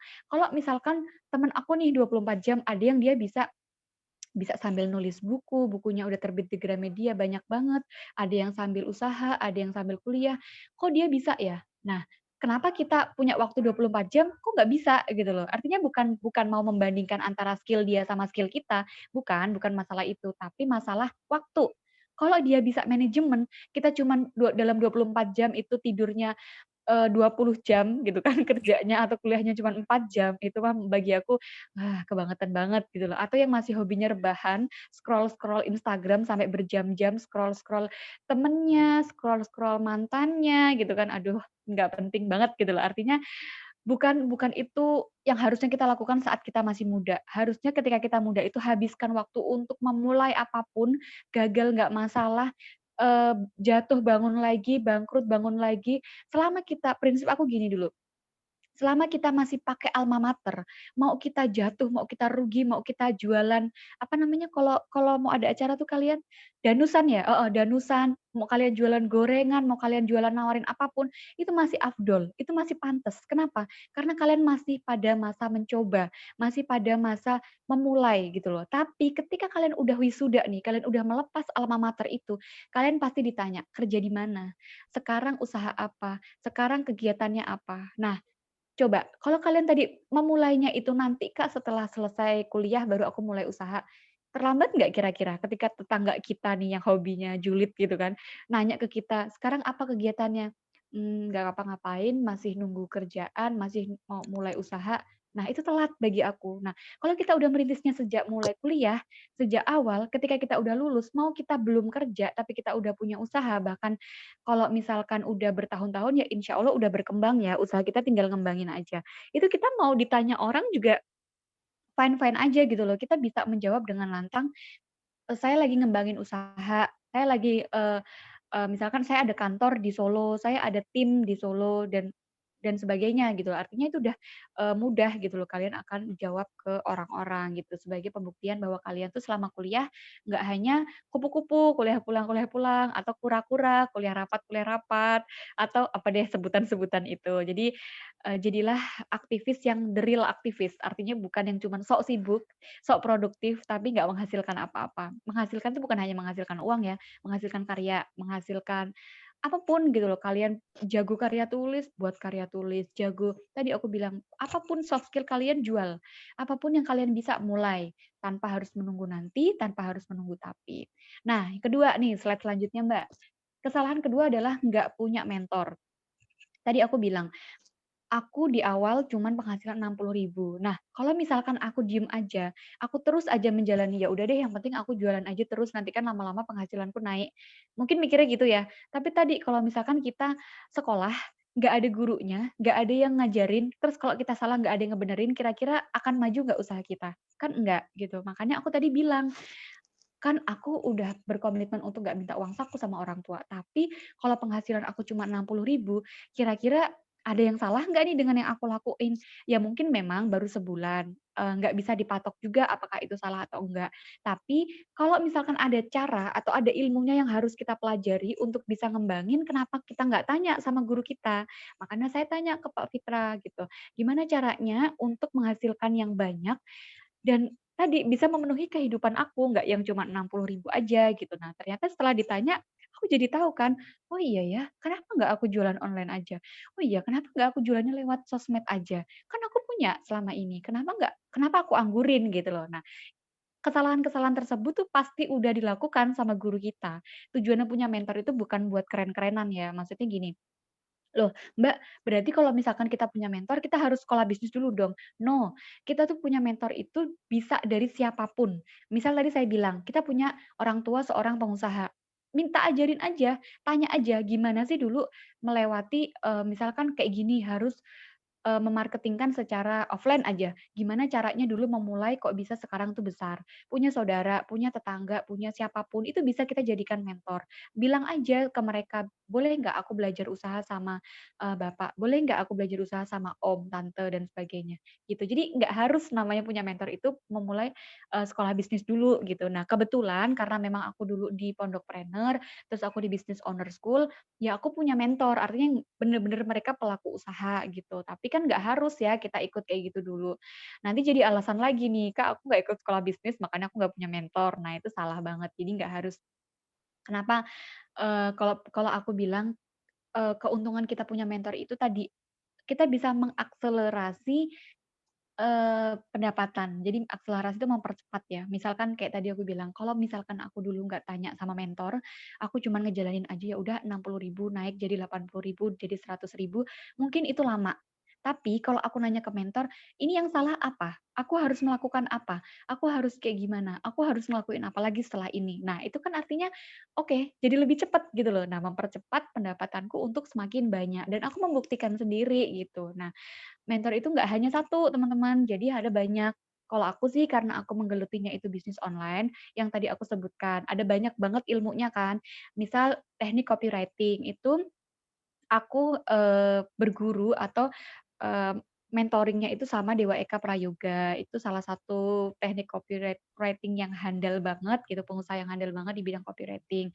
Terus ketika aku terkendala sama teknik closing, gimana caranya orang yang udah tanya-tanya, udah pengen beli, udah hampir fix, terus tiba-tiba nggak jadi gitu, tiba-tiba dia alasan, tiba-tiba dia kabur gitu. Kalau yang pernah jualan online pasti kalian pernah ngalamin ini. Nah, itu juga ada gurunya sendiri gitu, artinya orang yang ahli di bidang teknik closing siapa sih? Aku temuin atau mungkin kalau nggak bisa ketemu langsung, ya aku hubungi, "Boleh nggak Kak, aku belajar sama Kakak?" Gitu. Ada lagi yang bagian, personal branding untuk toko kita gitu, itu juga ada. Jadi kalau misalkan kita merasa, "Aku belum punya ilmu tentang ini, Kak." Cari siapa orang yang bisa tentang ilmu tersebut dan tembusi orang tersebut, belajar sama dia. Minta angkat menjadi muridnya, angkat aku menjadi muridmu gitu kan. Kalau misalkan dia harus berbayar atau mungkin ada kelasnya, ya bagi aku, kayak tadi aku bilang mengeluarkan uang untuk belajar itu nggak pernah ada ruginya. Artinya kita investasi leher ke atas. Sampai kapan pun itu nggak akan pernah ada, habisnya. Misal nih, aku usaha, terus aku rugi gitu ya. Nah, kalau misalkan aku udah punya ilmunya, ketika aku mau mulai lagi, kan aku udah ngerti mulainya harus dari mana. Kemarin kan udah pernah. Terus aku udah pernah belajar tentang ilmu ini. Jadi ketika uangku habis karena rugi, ilmuku nggak akan habis gitu prinsipnya. Itu yang dinamain investasi leher ke atas. Karena nggak pernah ada habisnya seumur hidup kita. Gitu. Oke, terus yang terakhir nih, yang ketiga. Kesalahan yang ketiga adalah jangan jadi mental gratisan. Banyak banget apalagi mahasiswa, mohon maaf banget aku juga mahasiswa nih, mahasiswa pasca. Tapi aku nggak pernah tuh sedikit pun dari waktu S1 sampai S2 sekarang, yang namanya berkaitan sama ilmu, aku minta yang gratis. Itu nggak pernah kepikiran sama sekali. Kenapa? Aku mikir gini, orang kalau ikut suatu event, kalau ikut suatu acara, yang itu acaranya gratisan, itu senangnya bukan main. Kenapa? Karena nggak butuh ngeluarin modal. Bener nggak? Tapi ketika dia udah masuk di acara tersebut, datang ke suatu seminar, terus masuk ke ruangannya, pulang itu semangat banget, seakan-akan tuh semuanya harus dilakuin malam ini juga. Aduh, ayo pokoknya aku harus berusaha, aku harus buka toko, aku harus buka di Facebook, harus buka di Shopee, Instagram, kayak semuanya harus dilakuin sekarang. Begitu udah seminggu gitu kan, udah kayak, "Kok nggak ada yang beli ya? Kok susah ya ternyata jualan?" Itu udah, semangatnya tuh udah turun, bahkan ya udah gitu, nggak diterusin lagi. Nah, itu rata-rata yang pernah aku alami kalau kita mengikuti suatu event yang gratisan. Kenapa? Kita nggak ada effort, kita nggak ada daya juang, kita nggak ada, "Oh, kan aku udah, mengeluarkan uang ya untuk ikut acara ini, jadi jangan sampai aku rugi." Itu yang pertama manusiawi. Yang kedua, kan aku udah, nguras tabunganku kayak aku cerita tadi ya, aku mengeluarkan 3 atau 4 juta pada saat itu, 2016, itu uang tabunganku satu-satunya, ikut sekolah bisnis yang hanya 4 kali pertemuan, semahal itu, aku mikir bahwa ya Allah, nggak mungkin aku cuman belajar, datang, pulang, ambil ilmunya, terus nggak dipraktekin, kalau aku udah ngeluarin uang sebanyak itu. Nah, gitu. Maksudnya jangan jadi mental gratisan. Itu penting banget ditanemin untuk para pengusaha pemula. Jangan mentang-mentang aku bilang, "Kak, katanya usaha nggak usah memulai pakai modal, katanya usaha nggak usah memulai pakai uang." Bener, gitu. Tubuh yang lengkap, kita punya tangan, kita punya kaki, punya mata, punya pikiran, yang itu semuanya nggak ternilai harganya, itu adalah modal terbesar. Tapi jangan kalau dikit-dikit, kita harus beli bukunya nih karena kita nggak ngerti ilmu teknik copywriting. "Ah, nggak deh, orang bisnis aja belum belum menghasilkan, masa aku harus udah ngeluarin buat beli buku?" Itu salah. Kita ngeluarin dulu investasi ke ilmu, kita ngeluarin dulu ikut acara, event, workshop, bisnis. Kalau kita udah dapat ilmunya, kan kita bisa diterapin ke bisnis kita sehingga kita tahu, baru kita menghasilkan gitu. Jadi dibalik cara berpikirnya. Inilah mindset-mindset yang kebanyakan salah di para pengusaha pemula atau para pebisnis pemula.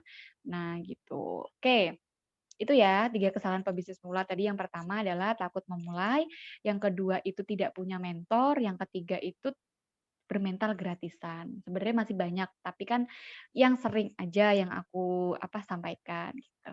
Nah, ngomong-ngomong, kalau masalah cerita, aku akan cerita terus sampai 2 hari nih kalau nggak di-stop sama MC.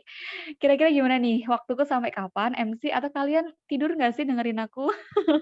Coba deh, kalian masih nyimak nggak? Nyimak, Kak. Masih dong, Kak. Oke, sampai jam berapa nih aku Nyimak, nyampein Kak. materi nih, MC? Sampai jam 4.45, Kak, materinya. Masih lama ya, lumayan. Masih Oke. 7 menit lagi. Oke, 7 menit. Aku memang kayak gini, kalau udah disuruh ngomong 2 hari juga nggak bakal berhenti. Gitu ya.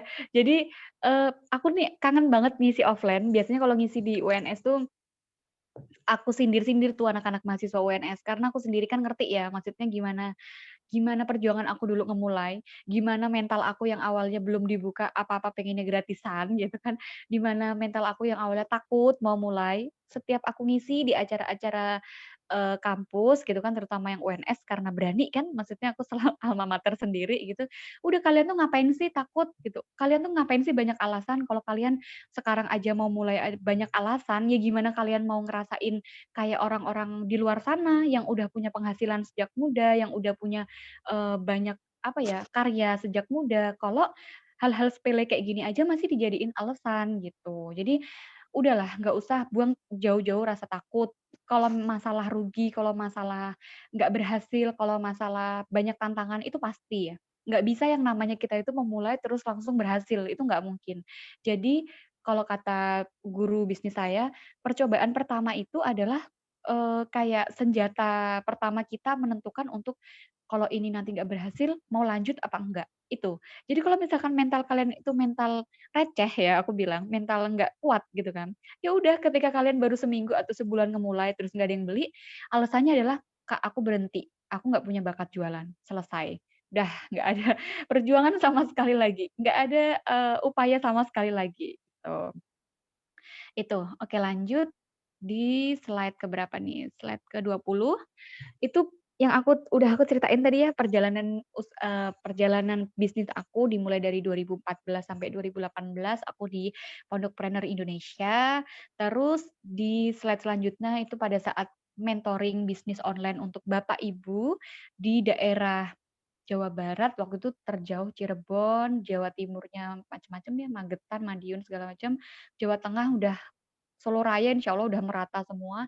Yang saya dapatkan dari ketika membimbing mentoring UKM di Bapak Ibu itu, satu, pertama, mereka itu usianya udah nggak muda lagi ya pastinya, namanya juga udah bapak-bapak, ibu-ibu.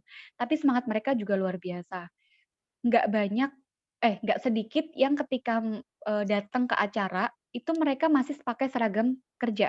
Artinya apa? Mereka udah punya pekerjaan, mereka udah punya penghasilan, tapi mereka masih mau untuk ngembangin usahanya dan belajar. Gimana caranya bisnis online di era digital? Gimana caranya make internet, Mbak? Gimana caranya make Facebook, Mbak? Sampai pertanyaan pertanyaan terlucu gitu kalau ngajar Bapak Ibu adalah, "Oke, Bapak Ibu sekarang kita mulai ya, kita mulai untuk belajar tentang Facebook," misalkan. "Sekarang silakan dihidupkan laptopnya semua dan kita buka aplikasi Facebook." Baru pertama udah ada yang angkat tangan. Wah, saya excited, "Wah, mau tanya apa nih?" Gitu kan. Tak kira kan dia mau curhat tentang bisnisnya yang udah di Facebook, terus, penghasilannya udah berapa dan sebagainya. Ternyata dia bilang, Mbak Mega tolong dong bantuin." "Iya Bu, kenapa?" "Ini Mbak, gimana ya Mbak cara ngidupin laptopnya, tombolnya yang mana ya Mbak?" Terus aku kan, "Oh oke, aku bukan ngajar anak mahasiswa, aku bukan ngajar anak muda yang memang udah tiap hari pegangannya, artinya aku harus sabar, ngajarin dari bener-bener basic banget." Itu bukan basic lagi ya, ngidupin laptop gitu. Ngidupin laptop yang memang nggak ngerti tombolnya di sebelah mana. Mungkin itu aja laptop anaknya gitu kan, tapi luar biasa banget mereka mau belajar gitu. Nah, jadi kalau aku inget gitu kan, semangatnya orang tua aja kayak gini, masa aku yang masih muda kalah, masa aku yang masih muda udah gampang ngeluh, gampang nyerah, gampang kayak gini aja udah, capek misalkan. Nah, dari situ aku kayak ngerasa semangat lagi gitu.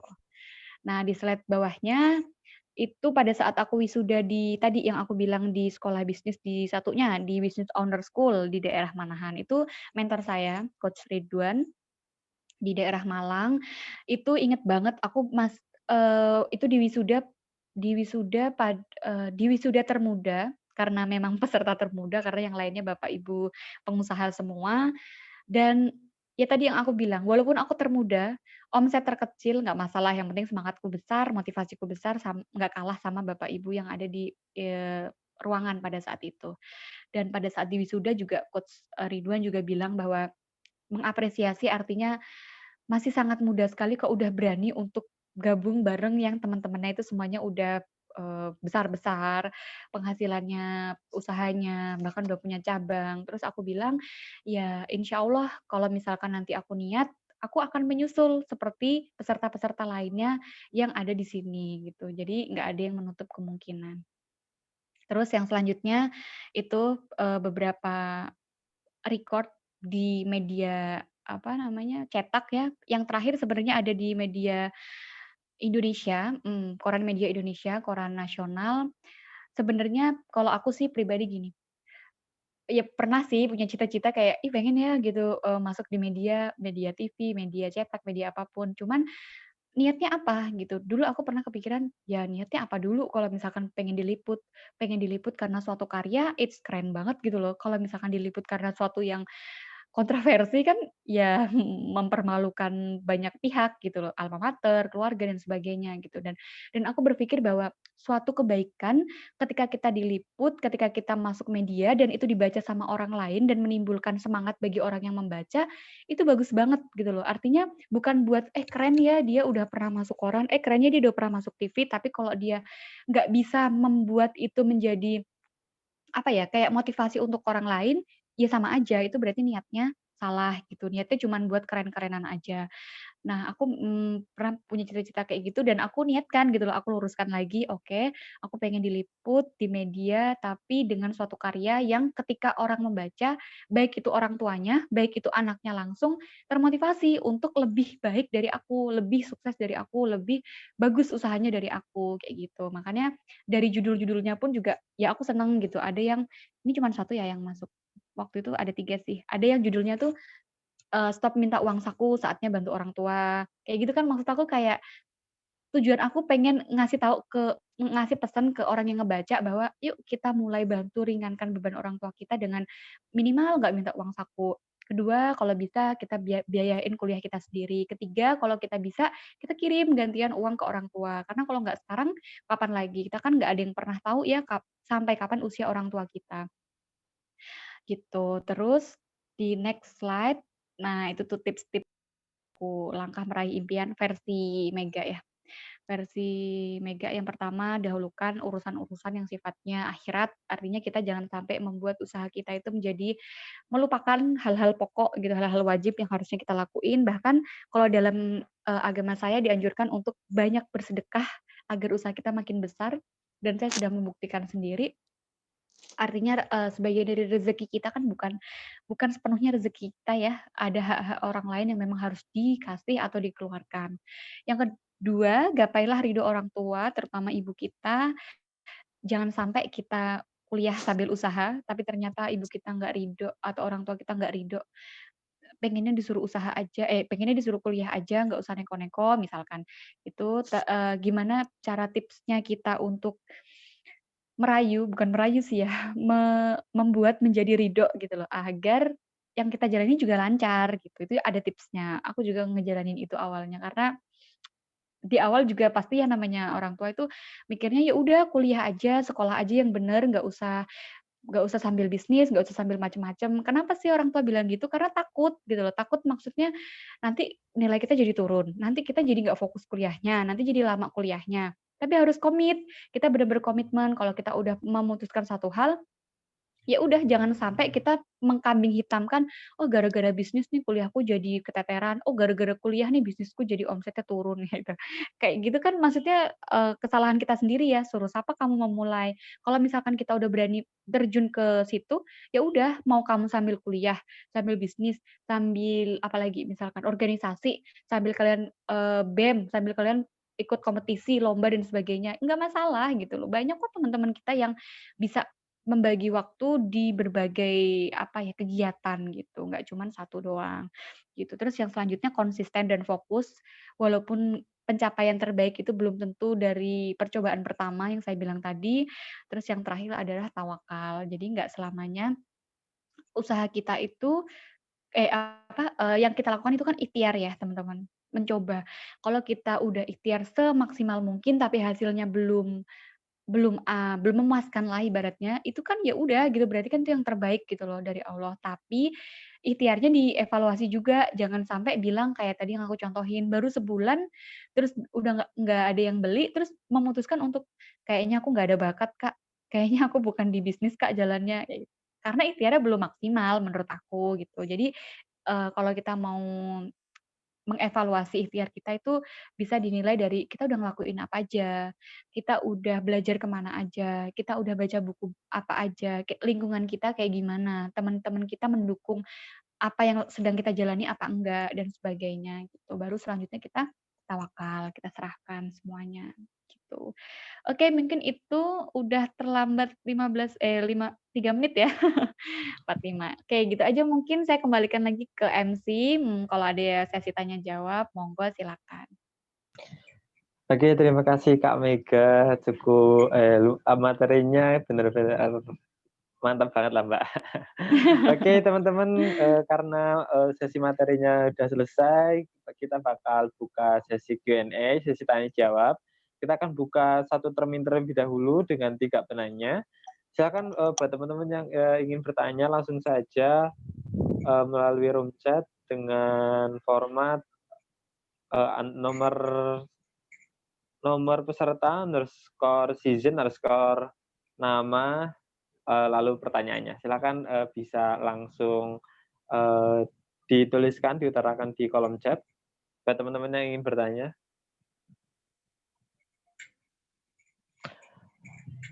Oke, ada Abdus Syahid, ada Nafis Saiful. Silakan bisa diketikkan terlebih dahulu pertanyaannya. Oke, kita beri kesempatan terlebih dahulu dari Nafis Saiful. Silakan bisa on mic. Buat teman-teman yang lain yang ingin bertanya, apakah bisa... suara...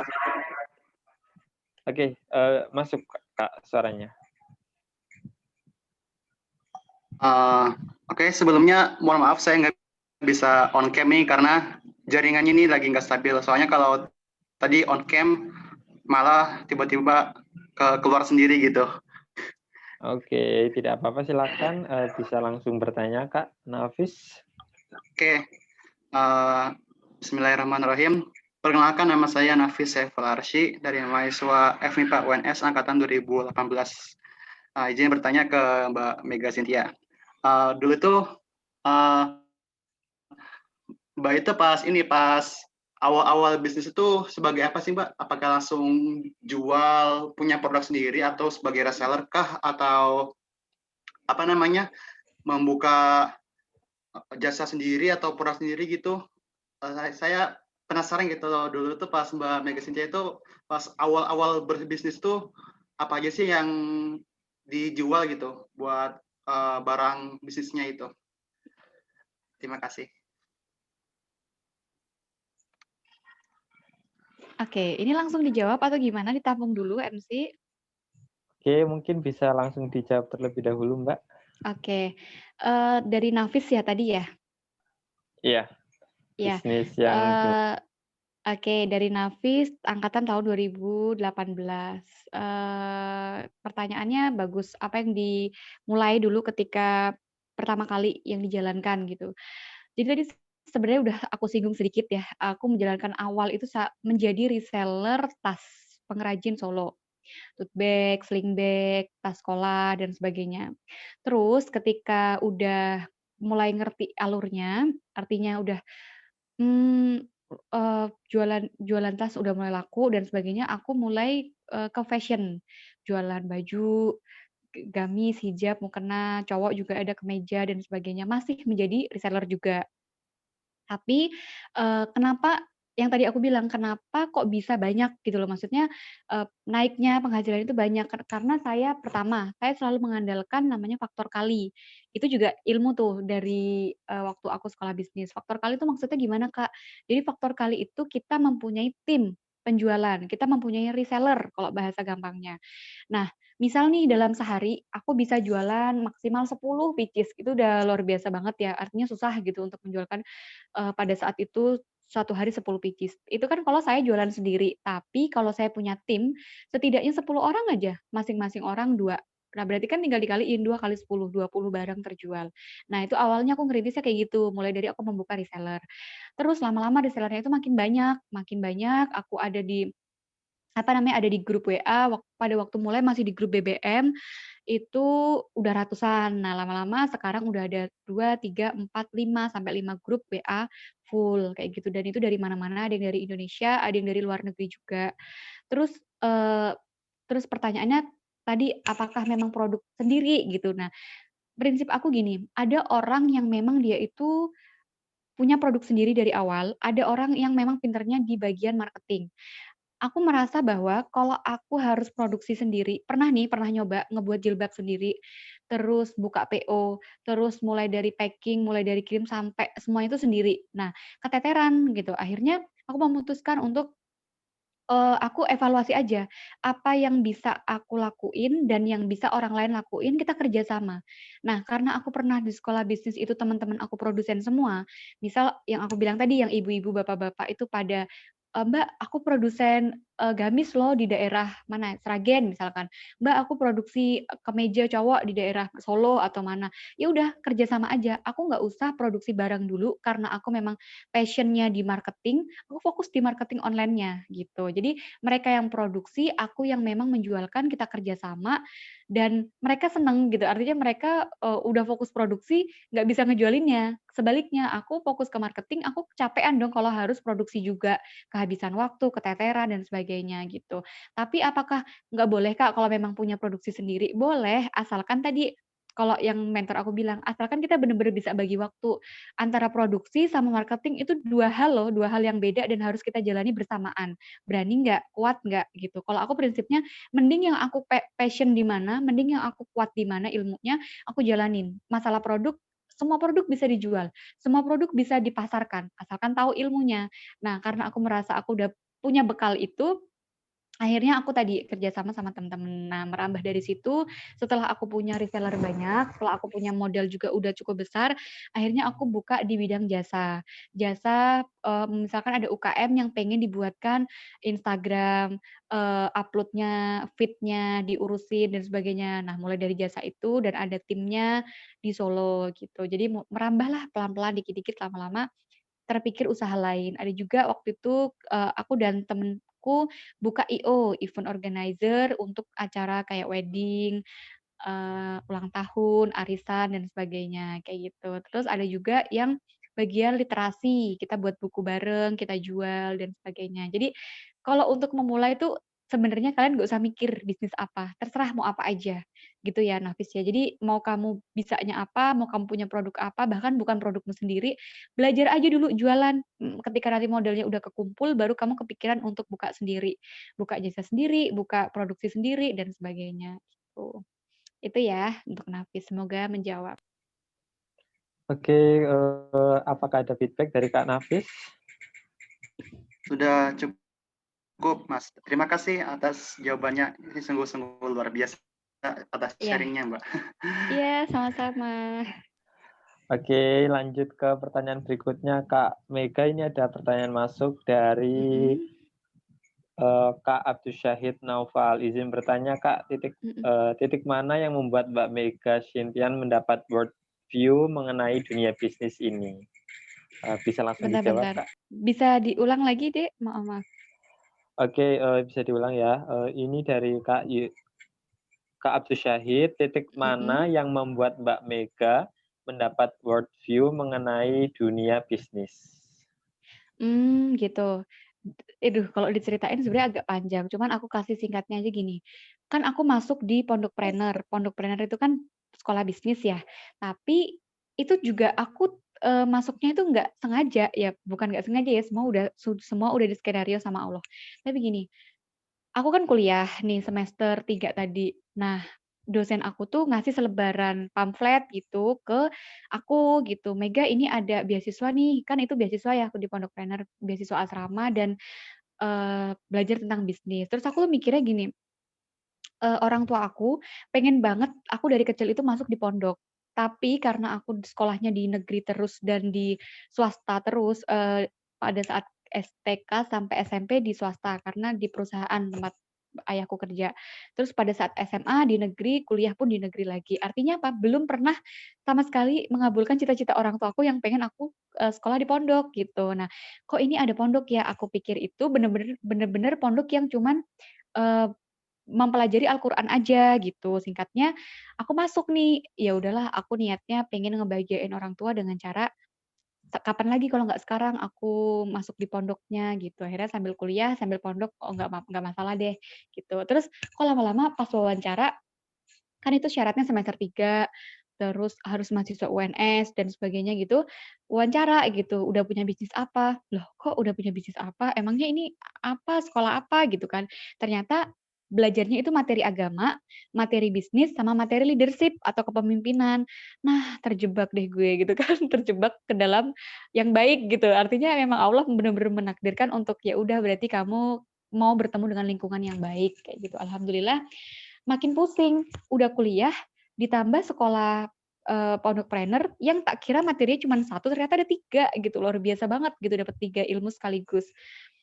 Akhirnya ya udah gitu, dari situ mulai kebuka mindset-nya bahwa ternyata bisnis itu bukan sekedar cuman dapat uang, dapat untung, dipakai, seneng, punya uang jajan sendiri, bisa hura-hura gitu kan, bisa nggak mikir kalau mau beli apa-apa, nggak minta uang orang tua lagi dan sebagainya, enggak gitu. Ternyata lama-lama malah kepikiran buat, "Oh iya, kan aku pernah punya cita-cita untuk punya cita-cita untuk kuliah pakai uang sendiri." Oke, pertama mulai dari tadi lepas uang saku. Udah bisa alhamdulillah Allah tingkatkan lagi atas usaha juga, atas kehendak Allah juga, bisa gitu biayain kuliah sendiri. Lama-lama aku naikkan lagi, men-challenge diri sendiri. Kalau dulu aku dikirimin uang sama orang tua, sekarang bisa nggak ya mulai ngirimin uang ke orang tua? Akhirnya tadi dengan usaha, dengan kerja keras, ya alhamdulillahnya dimudahkan sama Allah gitu, sampai detik ini. Jadi kalau dipikir ya udah lumayan lama, kenapa aku bisa cerita kayak gini sekarang, karena perjuanganku udah lama ya dari 2015, dari mulai S1 sampai sekarang, sampai S2 gitu. Dan kalau untuk biaya kuliah memang ada sumber lain sih, kenapa bisa bayar kuliah sendiri selain memang dari usaha. Pertama dari beasiswa, kedua dari kayak ikut, freelance kayak gitu, ketiga memang dari usaha sendiri gitu. Jadi yang penting pintar-pintar kita aja deh ngatur waktu gimana caranya biar bisa maksimal, produktif, bukan sok sibuk tapi menghasilkan karya gitu. Itu sih awal mula aku masuk ke bisnis. Oke, mantap, Kak Mega. Oke, dari Kak Abdul Syahid, apakah ada feedback? Udah, terima kasih. Oke, terima kasih kepada Kak Abdul Syahid yang telah bertanya. Lanjut ke pertanyaan berikutnya nih Kak Mega, ada pertanyaan masuk lagi dari Kak Yusuf. Izin bertanya, dalam sebuah bisnis menurut Mbak Mega lebih baik bisnis yang sendiri atau partneran? Karena setiap yang kita pilih pasti kan punya kekurangan serta kelebihannya masing-masing. Itu Kak. Oke, betul banget. Tadi juga aku bilang, kalau kita merasa belum pakar di satu bidang gitu kan, kita boleh kok ajak teman kita yang bisa di bidang tersebut. Kalau saya jujur mengakui kelemahan saya itu di desain. Mungkin kalau belajar bisa, tapi lama gitu ya. Artinya gini, waktu saya pertama kali buat tim, buat kantor di Solo dan buat tim ada teman-teman saya yang kerja di sana, pertama kali orang yang saya rekrut adalah tim desain. Kenapa? Karena kalau saya harus desain sendiri itu lama banget dan nggak bagus hasilnya, kecewa sendiri, buat sendiri, kesel sendiri, nggak jadi dipakai. Iya elah habis waktu kan gitu. Akhirnya tadi selalu saya bilang kembali lagi, mana yang kita bisa, mana yang kita merasa itu skill terbaik kita, kalian fokus aja di situ. Kalau kalian pengen ngembangin di hal lain yang kalian merasa teman aku kayaknya bisa nih, terus kalian kolaborasi, itu nggak masalah gitu. Jadi kalau ditanya lebih baik kita bareng-bareng apa sendirian nih bisnisnya atau kerjasama gitu. Kalau memang kalian ngerasa bisa sendirian, dimulai kan karena saya bilang tadi ya, kalau di awal mulai jualan aja dulu, cari penghasilan dulu sebanyak-banyaknya, cari pendapatan sebanyak-banyaknya. Nah, kalau itu kan nggak butuh banyak ini ya, nggak butuh banyak tim gitu loh. Maksudnya cuman jualan doang, sendirian dulu. Tapi kalau udah mulai berkembang, tadi boleh kerja sama sama temennya. Aku mulai keteteran nih untuk desain, aku nggak bisa. Aku rekrut deh temenku yang bisa desain. Atau aku mulai keteteran nih, aku butuh orang yang bagian apa ya, misalkan admin untuk balesin chatnya, itu boleh. Jadi kalau di awal, kalau masih merintis, saran aku sendirian dulu. Karena nanti kalau misalkan udah dari awal bareng-bareng, bingung, apa namanya, bagi apa, persenannya, belum lagi kalau sama temennya nanti jadinya musuhan dan sebagainya, itu ribet banget kan. Mending kita sendirian dulu, sampai kita mulai ngerasa bahwa kayaknya ini udah butuh dibantu, udah mulai berkembang, dan aku nggak bisa nanganin sendiri, baru rekrut orang, gitu. Tapi kalau mau dari awal langsung bareng-bareng, asalkan komitmen untuk nggak, apa ya, nggak pecah karena something, misalkan karena harta gono gini dan sebagainya, nggak masalah. Kalian mulai dengan kerjasama atau, tim itu nggak masalah, gitu sih. Semoga menjawab ya. Oke, terima kasih Kak Mega. Apakah ada feedback dari Kak Yusuf? Halo Kak Yusuf. Jawab. Sudah Oke. menjawab risauan. Oke, terima kasih Kak Yusuf sudah bertanya. Oke, karena termin pertama kita sudah mencukupi, kita lanjut ke termin kedua dengan 3 penanya juga. Ini langsung ada pertanyaan masuk nih Kak Mega dari Kak Husnul Ulfa, izin bertanya. Kak, gimana sih cara usahanya Kak Mega biar punya banyak reseller? Bisa dijawab mungkin Kak Mega? Oke, pertanyaan bagus banget nih. Jadi gimana caranya biar punya banyak reseller? Salah satu nah ini nih yang aku bilang, kenapa pentingnya seorang mentor. Ini pastinya aku dapetin ilmu kayak gini kalau nggak tanya ke guru saya, ya maksudnya, nggak mungkin ngerti gitu loh strateginya gimana. Tadi aku udah bilang di awal bahwa, eee, aku selalu mengunggulkan yang namanya faktor kali atau faktor, apa ya, faktor kali gitu, beneran faktor kali itu maksudnya kita kerja sendiri akan dapat 10 misalkan dibanding kita kerja bareng-bareng reseller kita dan dapatnya lebih banyak dan kita nggak capek, effort kita nggak terkuras, tenaga kita nggak terkuras. Gimana awalnya dapat reseller? Pas mulai usaha, itu langsung saya oprek reseller. Kebanyakan orang mikirnya itu, aku oprek resellernya nanti aja ketika usahaku udah mulai stagnan, sudah mulai, stabil, sudah mulai berkembang, sudah mulai besar, baru aku oprek. Karena gimana aku mau oprek reseller kalau misalkan pembeli aja belum ada, Kak. Nah, itu kalau menurut aku dan berdasarkan mentor yang pernah, ngasih ilmu ke aku waktu sekolah bisnis dulu, itu kebalik. Jadi justru kita punya reseller dulu di awal, kenapa? Karena misal nih, aku cuma jualan sendiri, paling jualannya pertama kalau memang iklannya belum kenceng, nawarinnya ke orang-orang sekitar kan, ke teman, ke kakak tingkat, adik tingkat. Nah, kalau kita punya reseller, kita punya orang yang bantu jualin, kan dia juga punya pertemanan baru. Nah, kalau misalkan dikali aja resellernya ada 10 atau 20 orang, masing-masing orang kan punya relasi sendiri-sendiri, pasti kan dia juga akan nawarin ke orang lain sesuai dengan lingkaran pertemanan mereka. Nah, itu mempermudah kita justru memperluas pasar kita, memperluas market kita, gitu. Jadi, di awal jangan malah takut kalau kita mau buka reseller, yang penting kalian harus pikirin juga, peraturan apa ya yang harus aku kasih ke reseller aku ketika nanti mereka udah join ke kita. Jangan sampai mereka join ke kita tapi nggak dapet apa-apa, maksudnya nggak dapet keuntungan apapun gitu loh, harus dikasih tahu nanti kalau misalkan harganya ditetapkan dari pusat, pembagian persenannya berapa. Terus kalau misalkan harganya dinaikkan sendiri, mereka boleh naikkan harga berapa. Atau mungkin peraturan-peraturan kayak gitulah, itu ibaratnya clear dulu di awal dan jangan takut untuk oprek reseller sejak awal kita buka bisnis. Bukan malah kita nunggu bisnis kita besar baru kita berani buka. Itu kebalik. Kita buka dulu terus oprek reseller, ada yang bantuin jualan, market kita jadi luas, insya Allah pendapatannya juga makin banyak, nanti malah makin besar usahanya. Gitu, semoga menjawab ya. Oke, terima kasih Kak Mega. Dari Kak Husnul, apakah ada feedback, Kak?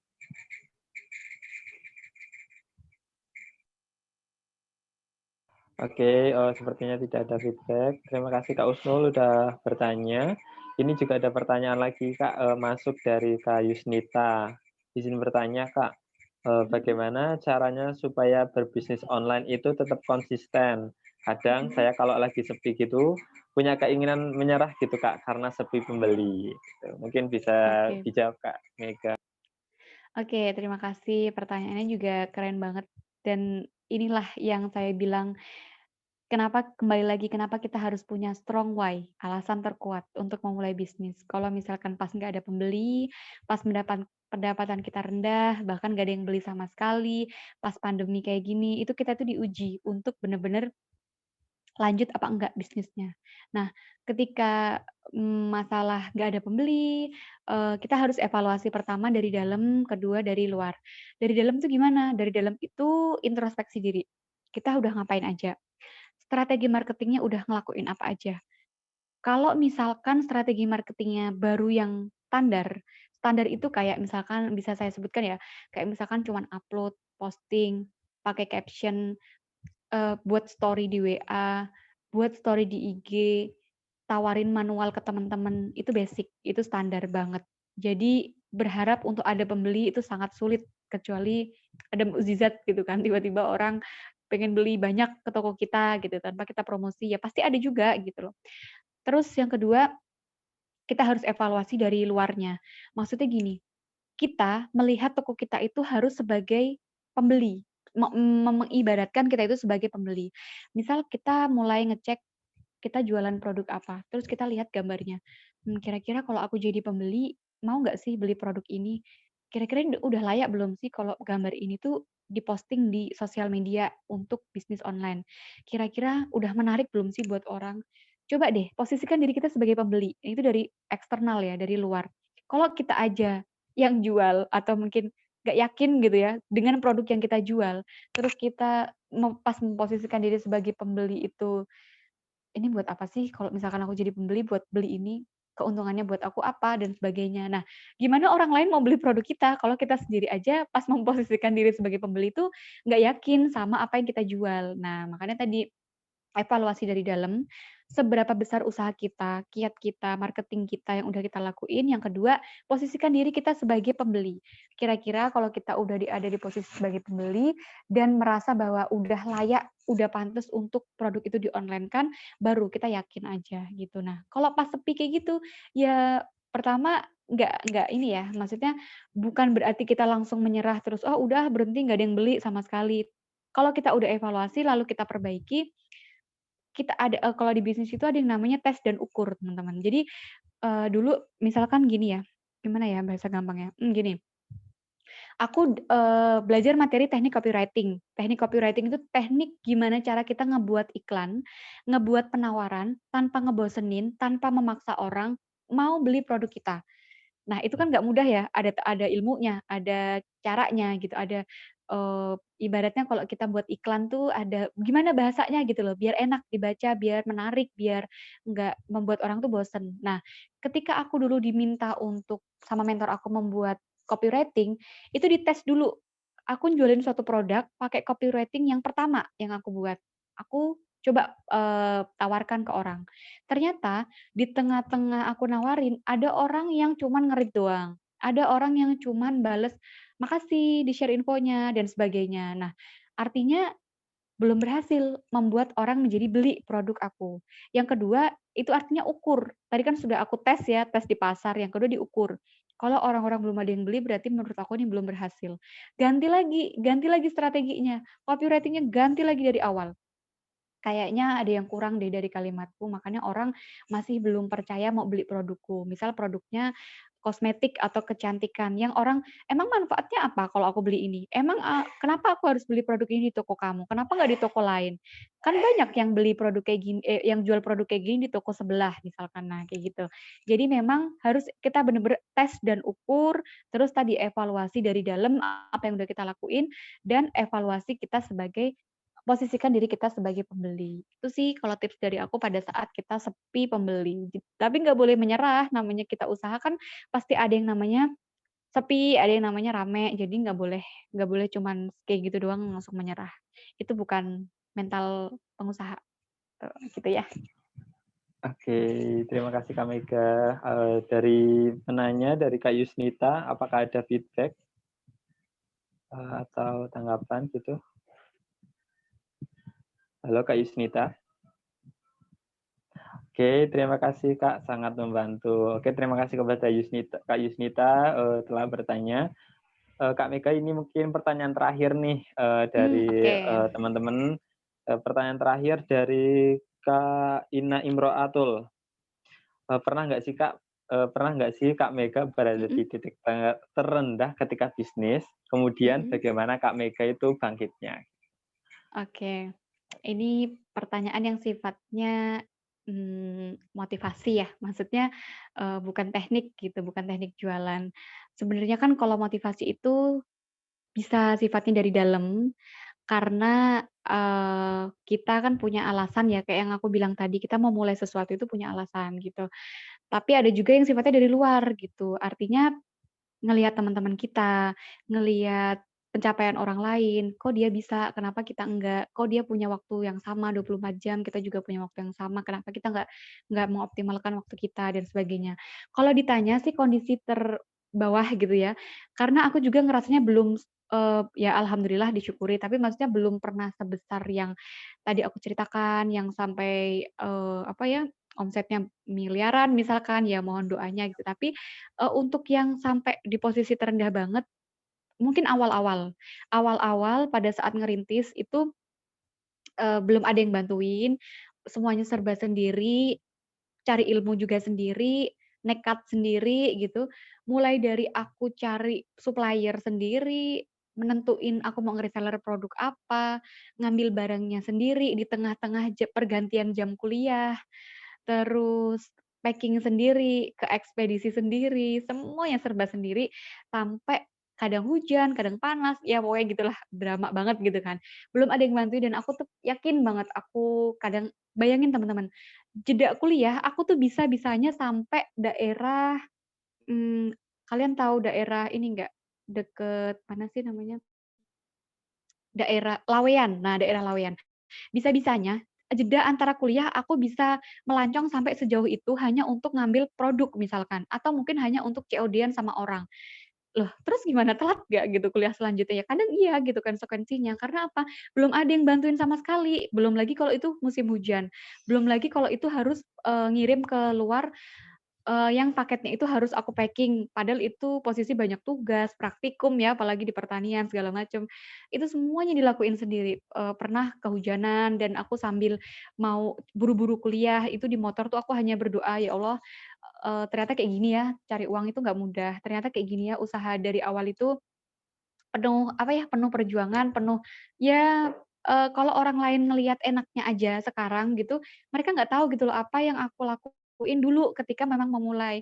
Udah disambi kuliah, pas malam masih belajar bisnis sambil ngantuk gitu, belum lagi Sabtu Minggu harus keluar kota, belum lagi ngurusin bisnisnya sendiri, organisasi dan sebagainya. Bisa dibayangin gitu loh gimana capeknya, gimana, pusingnya, tidur cuman beberapa jam kayak gitu. Tapi ya ternyata benar gitu, semuanya itu berproses dan hasilnya juga nggak akan mengkhianati gitu loh, karena ya kan kita kan juga udah berusaha dari awal banget gitu. Nah mungkin kalau yang sampai cerita-cerita orang lain yang sampai rugi berpuluh-puluh juta, ya alhamdulillahnya aku belum pernah mengalami yang kayak gitu. Cuman kalau dibilang masa-masa terbawahnya pas awal gitu, pas awal ngerintis, kehujanan, kepanasan, packing semuanya sendiri, semua bener-bener kayak admin pun sendiri gitu. Ngatur waktu sendiri dan sebagainya gitu deh. Pokoknya kalau diinget-inget itu jadi ya jadi antara seneng-seneng, ketawa gimana gitu, kok aku dulu nekat banget ya. Masih anak kecil, masih 19 tahun, udah berani kayak gitu, udah berani nekat, udah berani, apa, jeda kuliah jauh banget harus ngambil produk kayak gitu. Belum lagi kalau hujan berarti kan harus neduh, terus ketinggalan pelajaran dan sebagainya, kayak gitu. Ya tergantung ya niat kita masing-masing, kalau niat kita baik, kalau niat kita kuat, kalau niat kita untuk ngebantu banyak orang, terutama meringankan beban orang tua, ya insya Allah nanti kita akan dipermudah juga gitu. Gitu ya. Oke, terima kasih Kak Mega atas jawabannya. Kalau dari Kak Ina sendiri, apakah ada feedback sebelum kita tutup? Oke, dari Kak Mega, terima kasih. Dari Kak Ina, terima kasih. Nggak ada feedback. Oke, teman-teman, karena kelas marketing kita pada sore hari ini sudah selesai dan Q&A-nya sudah ditutup, bisa saya review sedikit bahwasanya marketing itu tidak hanya produk saja, tidak hanya produk saja, tetapi semua aspek kehidupan itu perlu marketing gitu. Nah, marketing dan sales itu berbeda ya.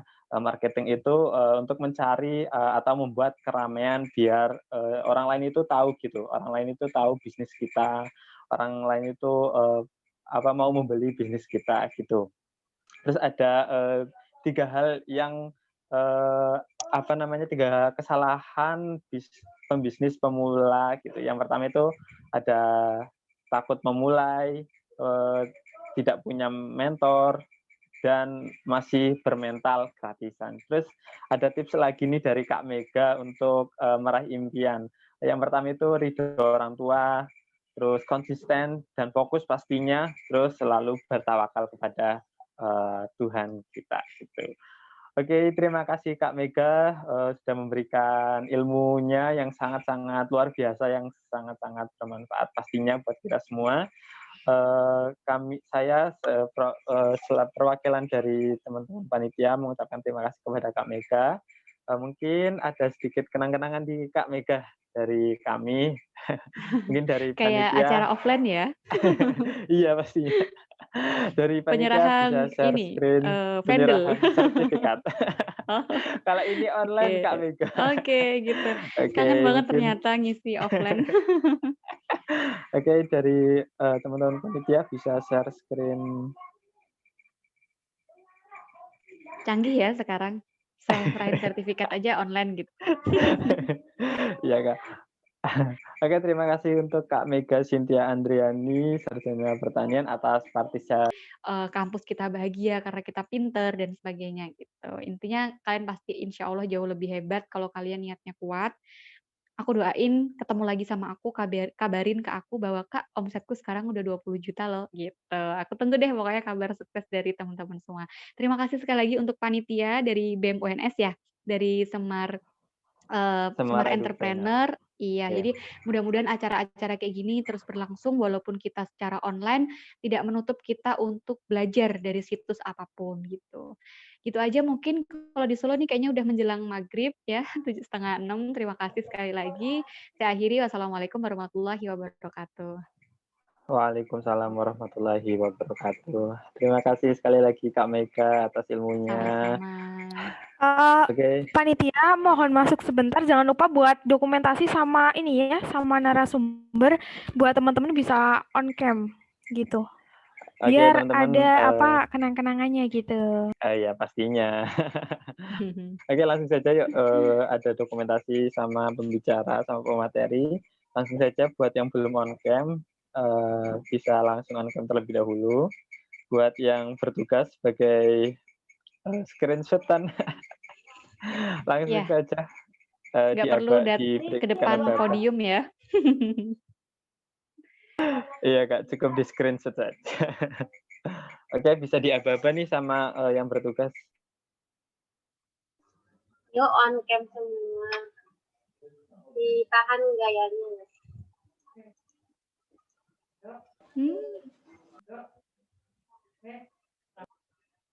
Ayo 1, 2, 3. Itu pas. 1, 2, 3. Tahan.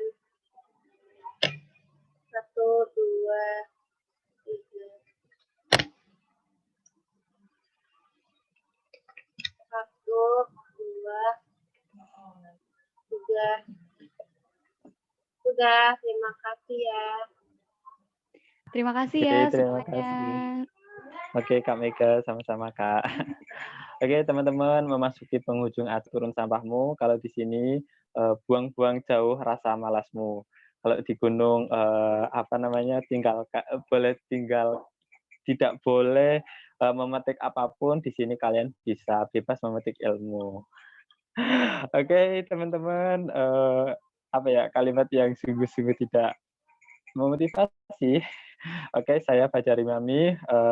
sebagai MC, sebagai moderator pada sore hari ini, pada kelas bisnis marketing hari ini. Pamit undur diri. Mohon maaf apabila ada kesalahan dan candaan yang kurang berkenan di hati teman-teman. Saya pamit undur diri. Terima kasih semuanya. Selamat sore. Assalamualaikum warahmatullahi wabarakatuh. Udah, Sudah, oke. Kak. Udah, Kak. Siap ya? Yuk, next. Ini game bisnis kelas SE, wadaw. Oke, cara bermainnya. Silahkan menjawab soal dengan cara ketik saya seperti biasa di kolom chat. Nanti ini tergantung sih, bakal diambil berapa, tergantung kalian bisa jawab atau enggak. Nah, tapi aku hitung dulu ya nanti. Seperti biasa 3, 2, 1 gitu. Nah ini nanti pertanyaannya ada macam-macam. Langsung aja kita ke pertanyaan pertama. Next. Oke, nama artis Indonesia. Dia perempuan. Cluenya dia tuh lagunya kemarin-kemarin tuh sempat viral di TikTok buat apa namanya? Buat challenge TikTok gitu. Kemudian dia juga udah punya anak nih. Dia seorang penyanyi. Cluenya. Oke, yang bisa jawab silahkan. Jadi digabung. Oke, Farid. Kenapa Ayu Ting Ting? Coba on mic dong. Karena itu Daud Ayu sama rambutnya keriting. Jadi Ting Ting, Ayu Ting Ting. Oi, keren. Oke, dicatat ya, Farid, untuk segera mengirimkan apa namanya fotonya kamu di KP ya, buat nanti di post. Oke, Ayu Ting Ting terlalu mudah ya. Lanjut.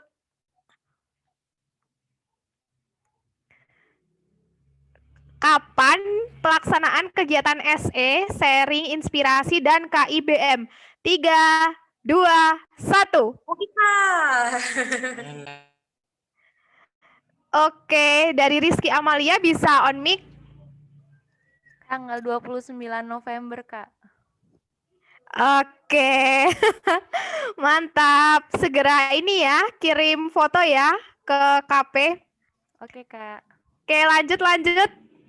Ada 4 deh kayaknya. Lanjut dong.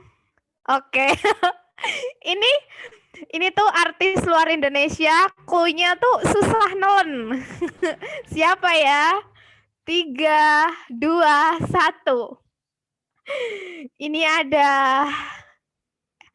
saya, Salis Ridani. Silahkan on mic. Sharon bukan? Oh, kenapa tuh? Kan itu at teman gitu, terus Sanlan seret Sheeran. Iya enggak? Iya benar. Iya. Oke, nanti kirim foto ke KP ya. Lanjut, kayaknya ada satu lagi deh. Terlalu mudah kayaknya. Berapakah hasilnya? 1 tambah 150, cluenya bumi itu bulat. 3, 2, 1.